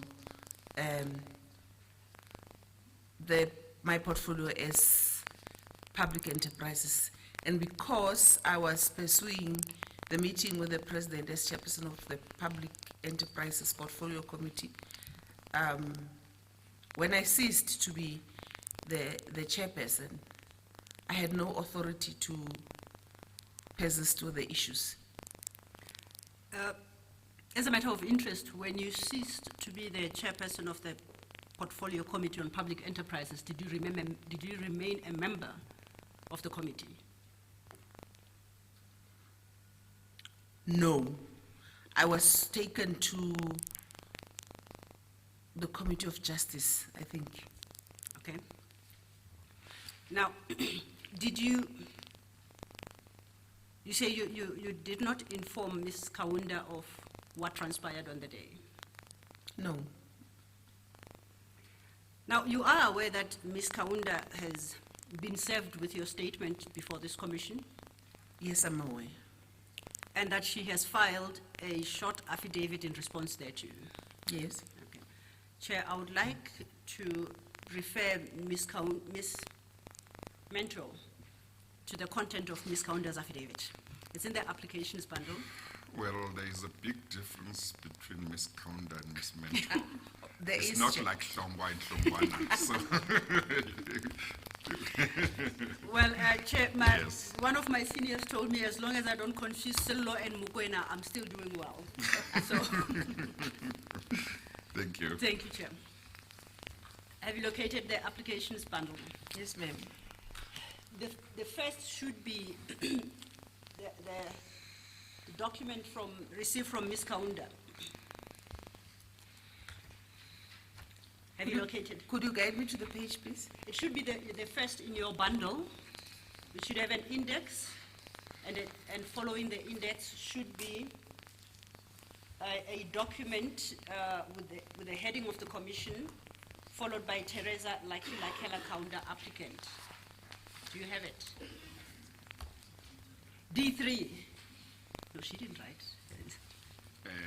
It was marked. I'm looking for mine here. I think probably it is D3. It is D3. Yes. I doubt the witnesses' bundle is marked. Have you located the statement?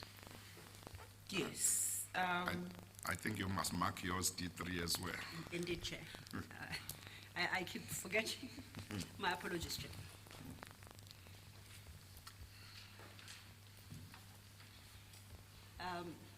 May I request my learned friend, Ms. Hofmeyer, to assist? To assist, that's fine. Mine is marked already. Have you located the Ms. Kaunda's application? I have checked. Okay, thank you. Okay, thank you, Chair.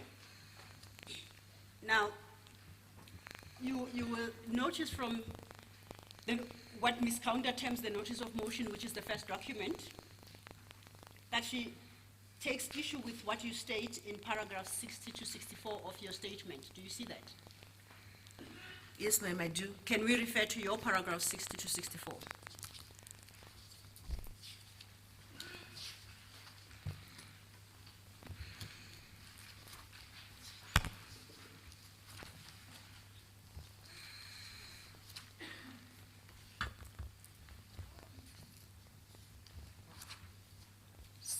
To 64. Yes, of your statement. I'm at 60, ma'am. Okay, it starts at page 18, right? Yes, ma'am. Thank you. Now, I'm going to ask you on D3 to go further on, and you will locate a document titled Sworn Statement in D3 in the other file.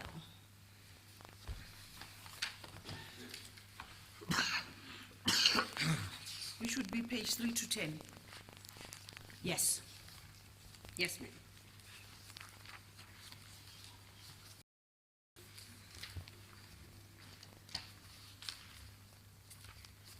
Yes.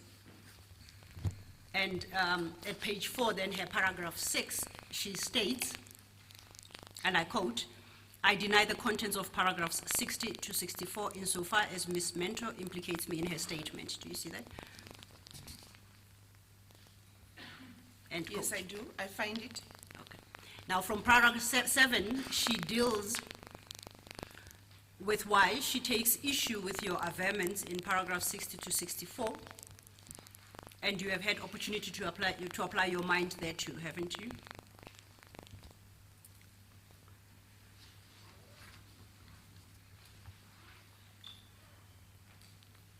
Yes, I did. Thank you. Now, at paragraph 7.1, she indicates that there are 3 statements in which you provide a version as regards your supposed telephonic conversation with her. Let's start with the first. She has annexed CEOs, companies that returned to me and was problematic. Okay. And I corrected to show the person that brought the document back to me the inaccuracies and the incorrect issues with the tight statement that not there were differences, some differences between the handwritten. Have you located page 18? I have, ma'am. And there are actually 2 documents. They are to be read together. They go page 18 to page 27.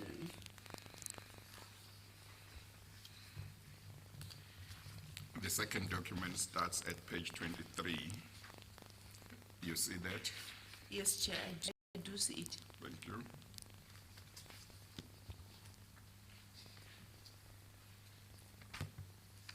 Twenty 27. Up to 27. Up to 27.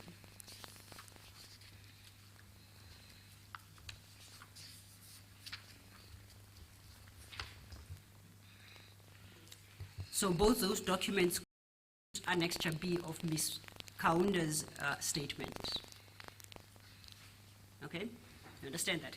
Now, I would like us to go to the start of then that, but only excerpts that are relevant to her own version. Chair, with your leave, we have obtained the full application, which is not a substantive application, and we beg leave to hand it in and make it part of the record because it traverses matters that may be relevant to this commission and that it would place the allegations made by Ms. Mentor against Ms. Kaunda in their proper context. Thank you. If I may request you, Registrar.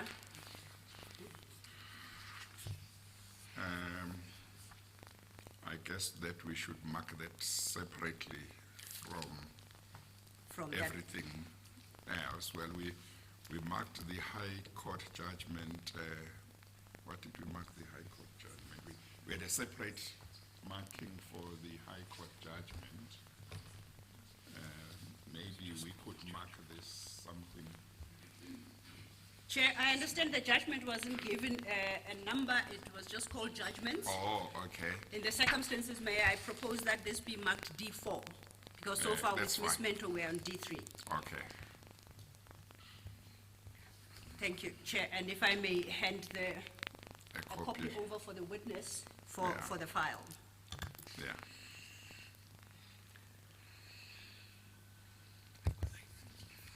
Where am I supposed to put this? Just have it in front of you. It might not be needed for now, but just have it in front of you. I think we marked it D4. D4. D4, Chair. Will you just make sure it's marked D4 if it has not already been marked? Oh, okay. Council will take care of that. Thank you. And just for the record, please refer to page 252 of that D4, the very document that just been handed to you, and confirm that that's your signature.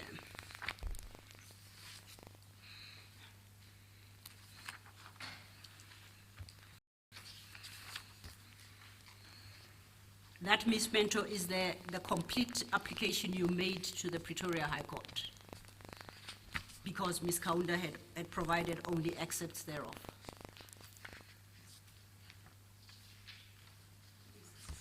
Okay. Then lastly, Ms. Kaunda then refers to Annexure C, going back to Ms. Kaunda's affidavit, and that would appear from page 28, and Annexure C. Chair. Page 28 of which? Of the applications, Chair. Well, D3. that's D3. D3. Yeah. I'll get there. We're going to have to be answered. I apologize, Chair. Because when somebody reads the transcript afterwards, they might think you are referring to something other than D3 when you say applications. D3, Chair. Yes, what I page? apologize. I'm now at page 28, which is Annexure C.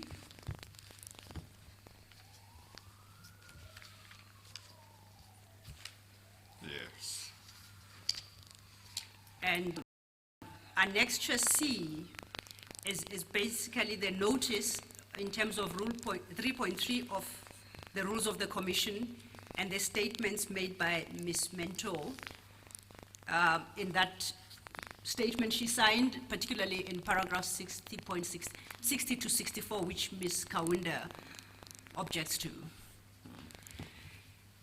If we then, Ms. Mento, go back to issues raised by Ms. Kaunda, she states at paragraph 7.1 of D3 and 7.2 and 7.3 that you have made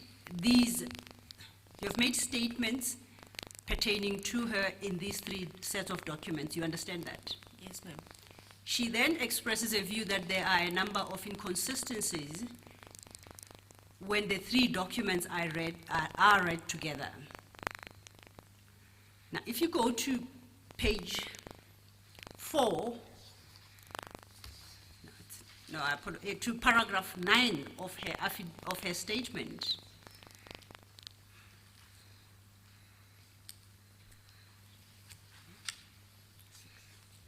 have you found it? It appears at page 6 of the record.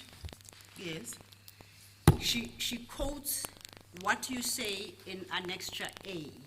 Remember, Annexure A is the document, and in particular, with what is quoted in page 6 of Ms. Kaunda's statement.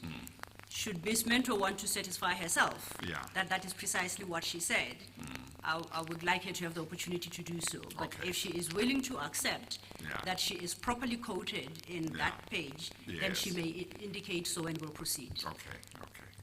Would you like to verify, Ms. Mento, what Ms. Kaunda states at her paragraph 9 in quoting from your statement that is annexed to hers marked A? You accept that's what it reads? There is problem with a portion of 9. Okay. Where it says, I phoned Ms. Lukela Kaunda at Lutuli House. Please, Annexure A, which she has annexed, at page 11.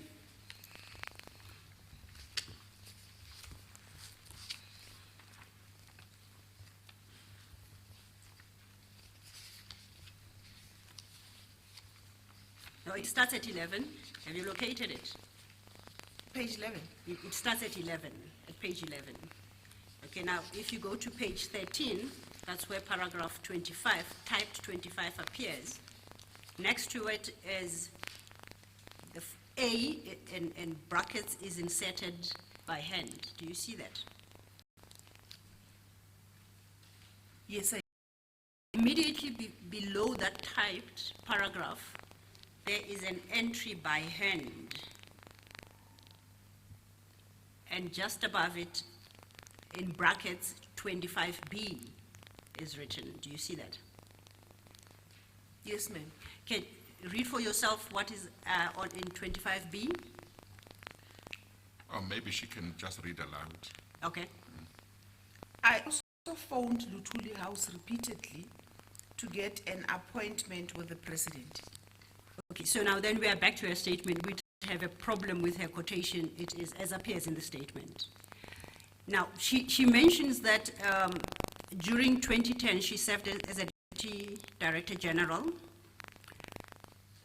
And in 2010, she was not stationed at Lutuli House. Do you have a comment to that? Do I? Do you have a comment to what she stated, that she wasn't stationed at Lutuli House? Yes, she was not stationed at Lutuli House. And you agree she was not stationed at Lutuli House? Yes, she was not. I don't know. I can't say she was stationed. I've always known Ms. Kaunda to be stationed at the presidency. Okay. Well, maybe before you proceed, Ms. Cyril. Yes, Chair. Maybe we should go to the end of where I think you want to go. Yes, Chair. With this. Ms. Mentor, and maybe you know the answer because you may have consulted with her. Ms. Mentor, the issue that Ms. Kaunda raises, which she quarrels with in regard to your statement, is your statement and evidence that she is who called you to arrange a meeting to say the president would be able to meet you the following day. She says she did not do that. And she says, you say that was 10, and she says she was not in Lutuli House in 2010. She says she was, I think, Deputy Director General in the presidency, and I think later on she became Operations Officer. And the question that I think, the first question that I'm interested in is whether certain that she is the one who called you, or whether you are not certain about it. It could have been somebody else from the presidency. And I'm just asking because in case your answer is that you are not certain, it may be that that part of the issue might go away. But if you say you... Ms. Kaunda typed versions and hand-inserted versions. It's a statement that I had problems with and that I had contested. That it is a corrupted version, my original statement that is handwritten. In the Public Protector's transcript, I refer to the matter of me seeking my statement from the police and ops without any success. I had not succeeded in including the statement. Firstly, it's inaccurate. It's got a lot of problems. Secondly, I need my original handwritten statement to put it side by side with the statement to make sure that this typed version of this statement that was not in tandem with one. So I started demanding. In fact, when he said he was going to come to see me, I said, please bring my original statement. And that battle continued for 2 years until yesterday morning. At the beginning of this commission, legal counsel, the issue that Ms. Kaunda is relying on to reject. In some respects, it might be correct, but in others, it's not correct. Yes, Chair. Thank you. Chair, with your leave, may I request that we flag those questions and those answers, because I'm not sure, judging by Ms. Mentor's responses, whether she fully understood the questions. We are going to deal with the statements in a particular fashion, and I would like to believe that the questions that the Chair has posed to her will be clarified. So if I may just request that whatever answers she gave now, to the extent that they may not tally with what she is going to testify to the Chair, because I'm not sure she understood the questions. Well, I must just say, Ms. Mentor, again, please relax and feel free. Make sure that what you are saying is what you are comfortable with. And where you are sure about what you are saying, be able to say, I'm sure. Where you are not sure, you say, I'm not sure. Where you don't know, you say you don't know. But where you are sure, feel free to say you are sure. Thank you. Thank you, Chair. Now, on that statement, it doesn't have a last page on Ms. Kaunda's papers, but do you have a recollection of when it was created, Annexure A? You can estimate? It could have been around June 2016. Okay. The next document we deal with is Ms. Kaunda's Annexure B, which, as I said, is that first meeting with myself, Jesse, and Gwede in Lutul House. The agenda of that meeting was to complain to them that I am struggling to get the president to discuss the issue of the pebble bed modular reactor. And it is in Lutul House where it was suggested to me that I get the president through Ms. Kaunda, and that's where I got her number from. So when she calls me, and I had also had SMSs before that call, I had SMSs with her discussing the issue, trying to ask her to facilitate the meeting between my. So I knew that it was her calling me. Do you by any chance still have those SMSs? Chair, that was in 2010. Okay. So is the answer no? No. You don't have them? I just want to make sure I understand. I understood you earlier on to say that prior to Ms. Kaunda calling you on that Sunday to say the president would be able to meet you the following morning, I understood you earlier on to say you didn't know her before that. But I thought later on you were saying you had been to a meeting with Mr. Matashe and Ms. Duarte, and it had been suggested that you get in touch with her, and you had been in touch with her. In terms of what came first in regard to that, are you able to tell me? I think she might come at some stage and explain what she means, but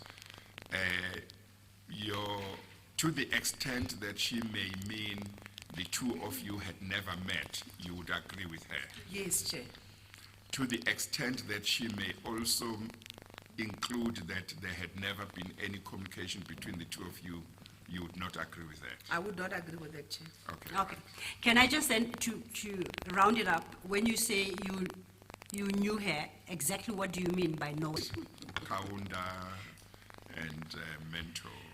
I hope it doesn't happen to me again, Miss Kaunda. Okay? I beg yours? I say I meant Miss Kaunda. The statements that you made about Miss Kaunda, that is the statement I want to make. It's clarified. Thank you. You mentioned the PP's interview. You mentioned the statement you made to SABC. And then there is the intervention application. So let's try and put them in date form. When I look at the record, the PP transcript appears from Mental Main Bundle D1, starting from page 38. And as I indicated to the chair, it's regarding an interview either on the 21st or the 22nd of July, 2016. And on my records at page 84 of that transcript, line 7 to be precise,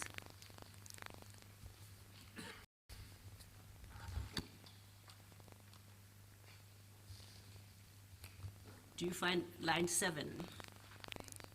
84. Yes. Just to make sure the chair has located. Bundle D1, chair, page 87, line 7. Line 7, page 84. And just to quickly, if you don't mind, I'll read what you state there into the record.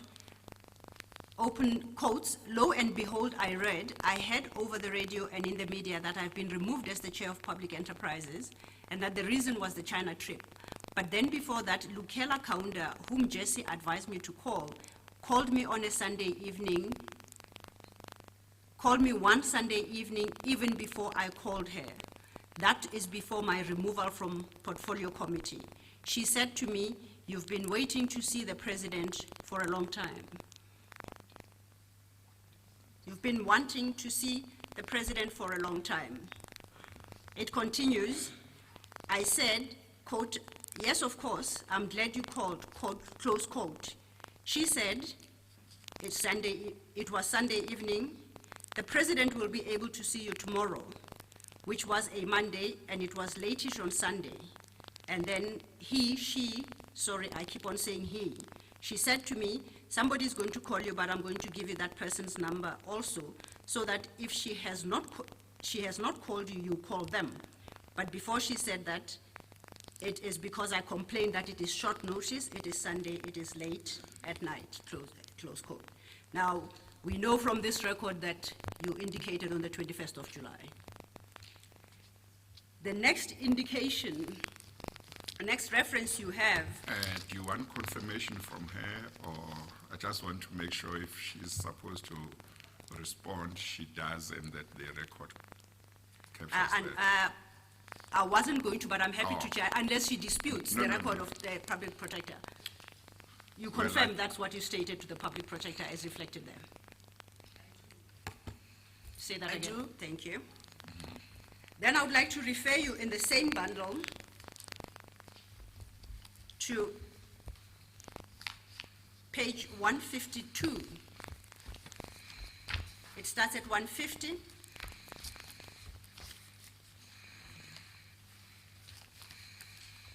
It goes to 158.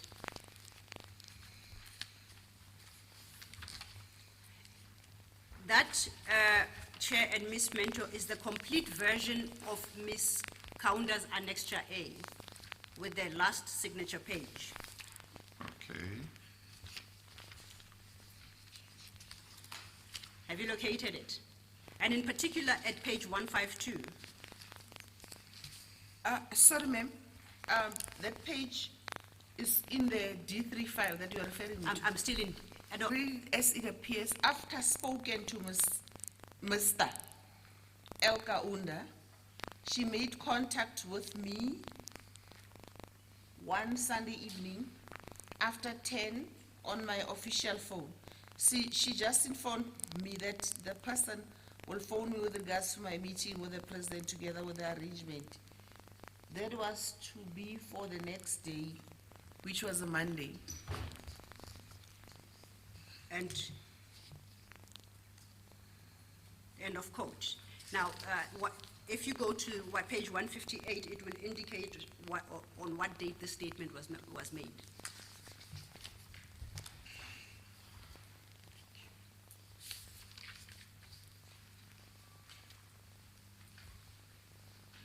The date on page 158 is the 9th of May, 2016. Okay. And I don't have to take you to that chair, D4, which is the intervention application, is dated the 25th of October 2016. So at least on record, on 2 previous occasions, sorry, you want to speak? Yes. Through you, Chair, Yeah. am I able to ask Advocate Silo or to bring something to the attention pertaining to the matter we canvassed before you were moving to a new matter, the one of Mr. Kaunda? I'm still on Ms. Kaunda. I haven't moved. Okay. Yeah. Okay, all right. No, but do feel free if there's something that you think is important. That, yes, I'm happy to hear. It is important to me that in this part that I read to the record, there is it's referred to as Mr. Kaunda. Yes. And in my original handwritten statement, I refer to Ms. Kaunda as Ms. Kaunda. Yes. And I did not type this version, and this Mr. Kaunda is in a typed version. Yes. And I did not have my handwritten statement that I had been demanding to correct that. And this was just a quick correction to show the person that there are discrepancies. I need my statement, bring it. But in my original statement, I did not refer to her as a Mr. No, I think that's important. Thank you. Okay. Yeah. If I may mention, Chair, Ms. Mento, I am going to submit your original statement. We will give it a number. And at that juncture, I'll be happy to take you to the paragraph where you make this point. So, just while Ms. Silo is looking at asking her next question, I see that there is a suggestion that Ms. Kaunda called you on your official phone. Is that correct? Yes, Chairperson. Yeah. That official phone, I assume you did not keep beyond being chairperson of the portfolio committee, or did you? I should have said my official number, not the handset. Oh, okay. Official in that Parliament asks you to give them a number that you want to officially communicate with them. It's your own number, it's your own contract, but it's a number that they officially correspond with you with. Oh, is that number, do you still have that number, your number? I have submitted all the phone numbers that I had in 2010 to the commission. Oh, okay, all right. And I assume that maybe the number that Ms. Kaunda may have used to call you is also recorded somewhere, or you are not sure about that? Whatever number she used to call you on that Sunday evening, do you know whether there is such a number, that number is available? Available as still in operation, or do I know the number? Knowing the number. know the number. It was the only 072 number Yeah. that I was using in 2010. I had, Oh, no, no, I'm sorry. I think you may have misunderstood. I understand what the position is with your number. I'm asking about the number that Ms. Kaunda used, this cell phone number or landline number from which she was calling you that Sunday, whether that number is available or not. Do you know? no, I did not give it to the commissioner. It's not available with me. Oh, okay, all right. Thank you. Thank you, Chair.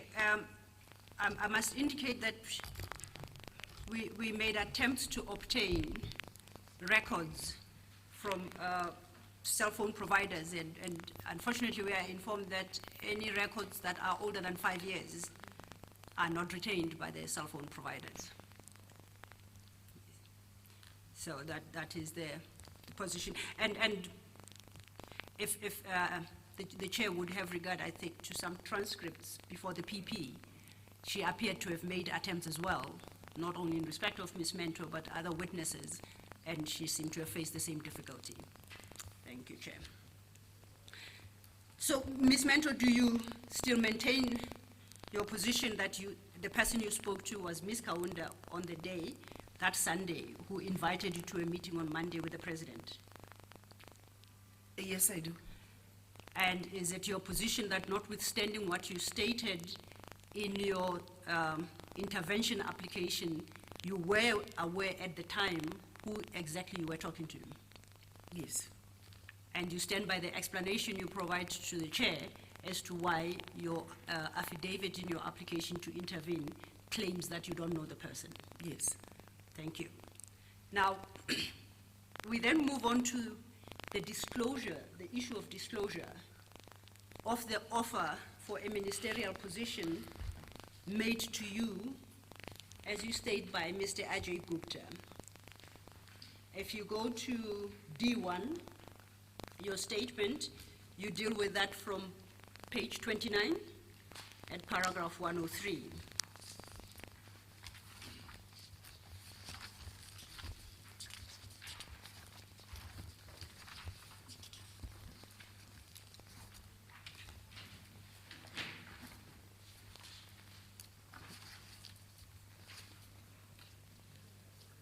Paragraph? 103. Sorry. Page 29. It's fine. Okay. Now, I would like you to deal with these aspects in the following manner. You've got a main heading, and you have one titled First Disclosures, and starting at paragraph 118, you have a small heading, The Hawks, and at page 35, paragraph 124, you finally have the Public Protector. Do you confirm that? What page is that? That is page 35.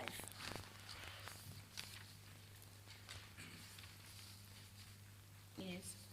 So that we are able to follow your evidence, can you deal, when you explain to the chair, in the manner that they appear? So you deal firstly with what you call the first disclosures.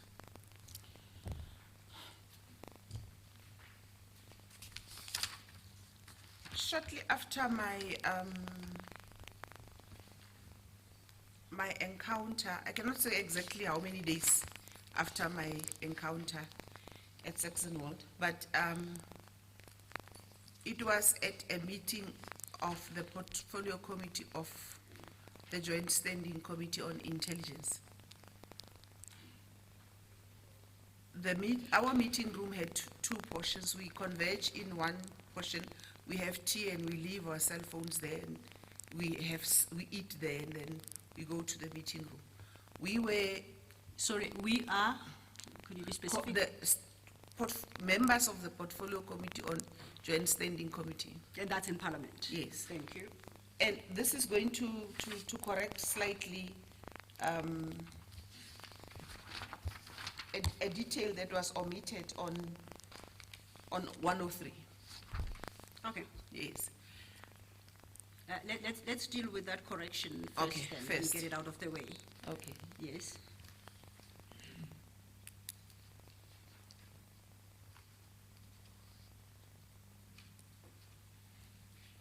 I would like to make an addition Yes. in the sentence that starts with shortly after of 103, Of 103, yes. to the effect that I would like to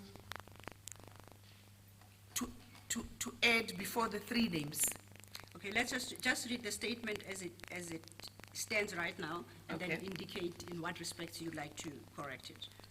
I did not go public on the Saxon World incident immediately.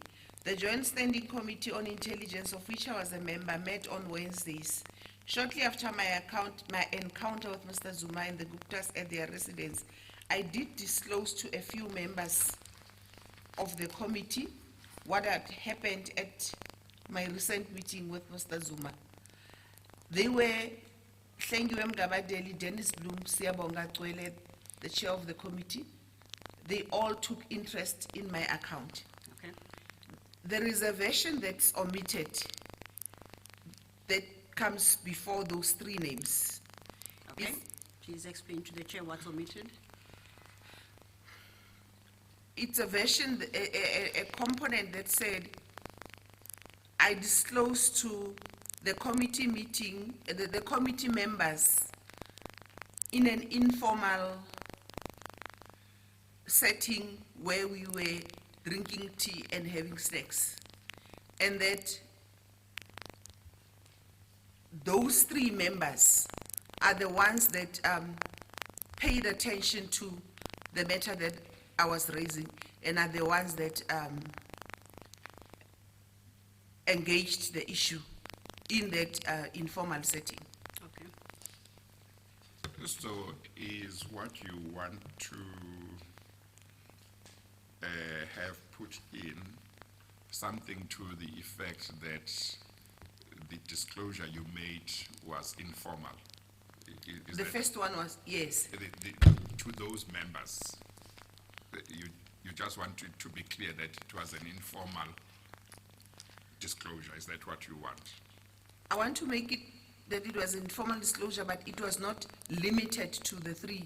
Or it was informal, but it was to the whole committee? It was to the members of the committees that were there. Yeah. But they were not only three. Oh, okay. Can I? Yes. Chair? Yeah. Can I see if we can understand? This disclosure you're referring to, was the committee is in session, or was this before the committee is in session? It was before the committee is in session. Okay. And when you say informal, whereabout was this discussion being held? It is the committee meeting venue. Okay. We are about to meet. Okay.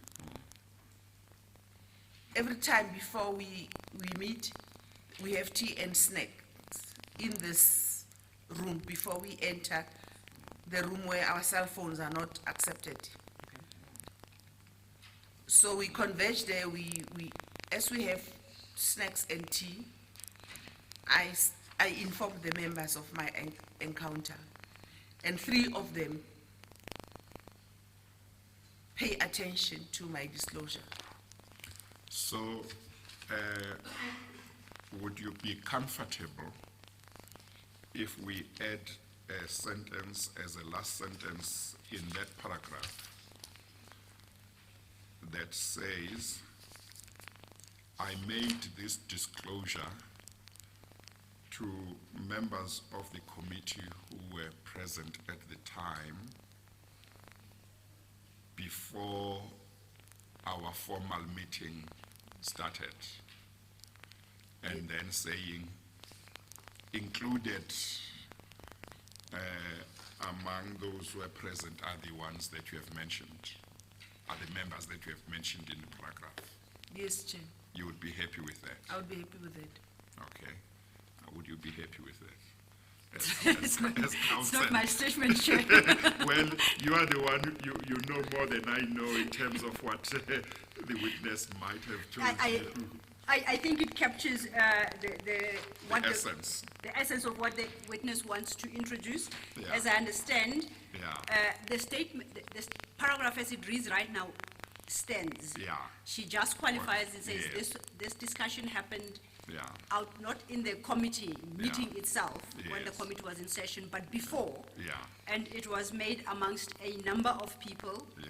3 of whom took an interest in what she was saying. Yeah. And it's the 3 that are listed there. So, I made this disclosure informally to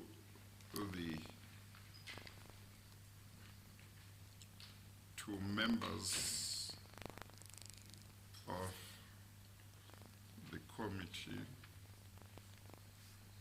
who were present as you were having tea before the formal meeting. Is that right? Is that fine? Yes, Chair. As we were having tea before the formal meeting could start. Is that fine? Okay. Thank you, Okay, Chair. thank you. Okay, now with that correction, we now have come to understand that you made this disclosure informally while you were having tea before the committee you refer to.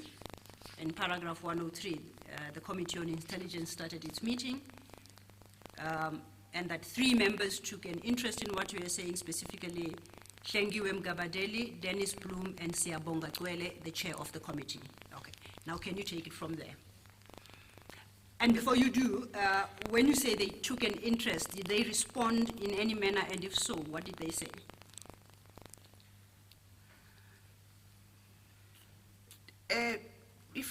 If my memory serves me very well,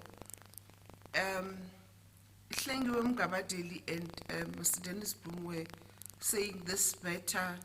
I'm just loosely trying to remember. Okay. It needs attention. It's repeatedly in the media, like the Gupta. I've just told them about my experience with them. Hlengiwe Mgabadeli also said that because she was my neighbor, we should discuss this later when we knock off.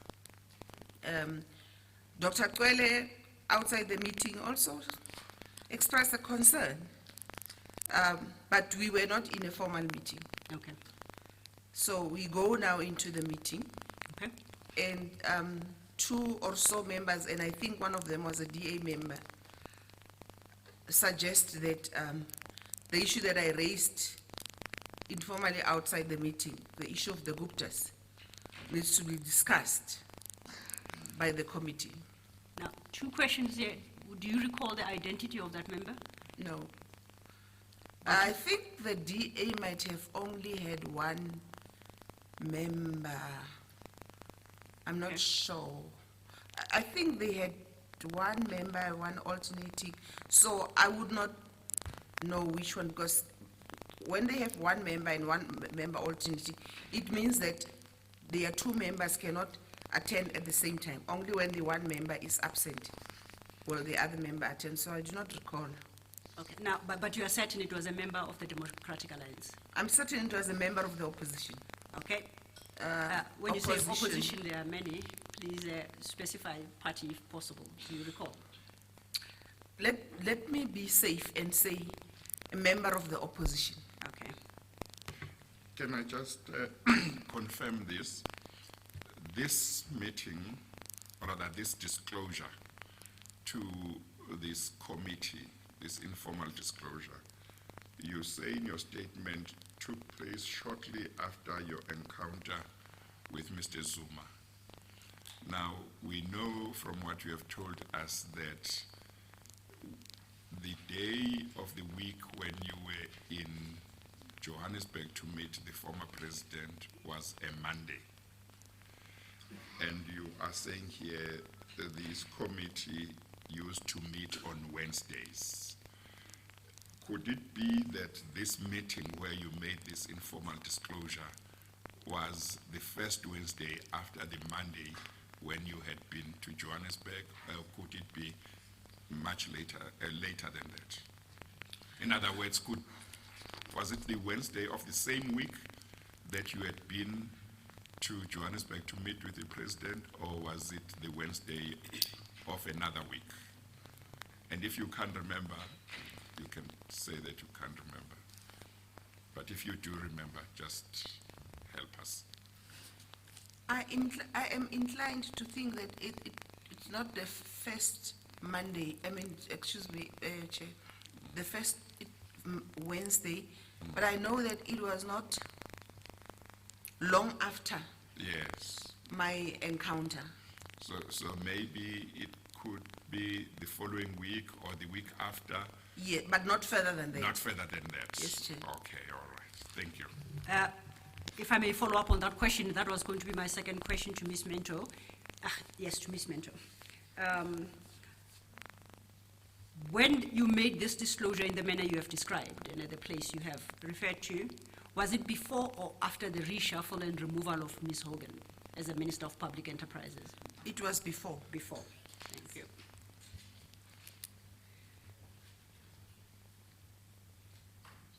Chair, it is drawn to my attention, and I don't know if something the Chair would be interested in, that it is gone past 1 o'clock. I didn't realize. Thank you very much. We are going to take the lunch break, Ms. Mentor, and we are going to be back at 2 o'clock. Thank you, Chair. We'll adjourn.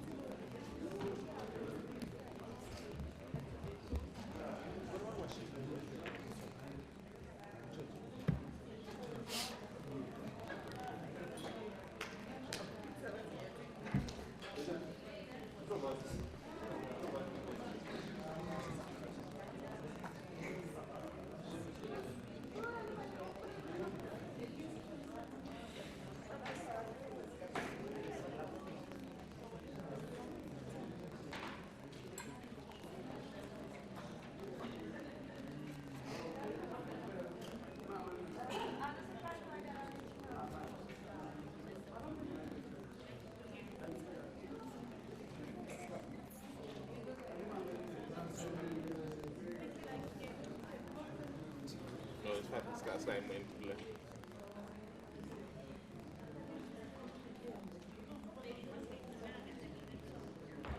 In about 10 minutes. For 10? Yeah.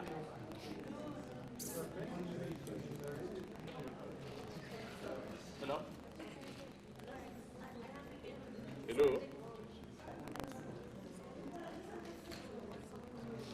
Hello?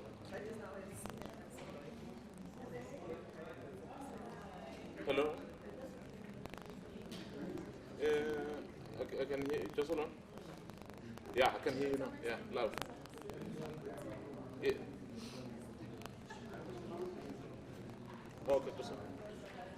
1 2 1 2 1 2.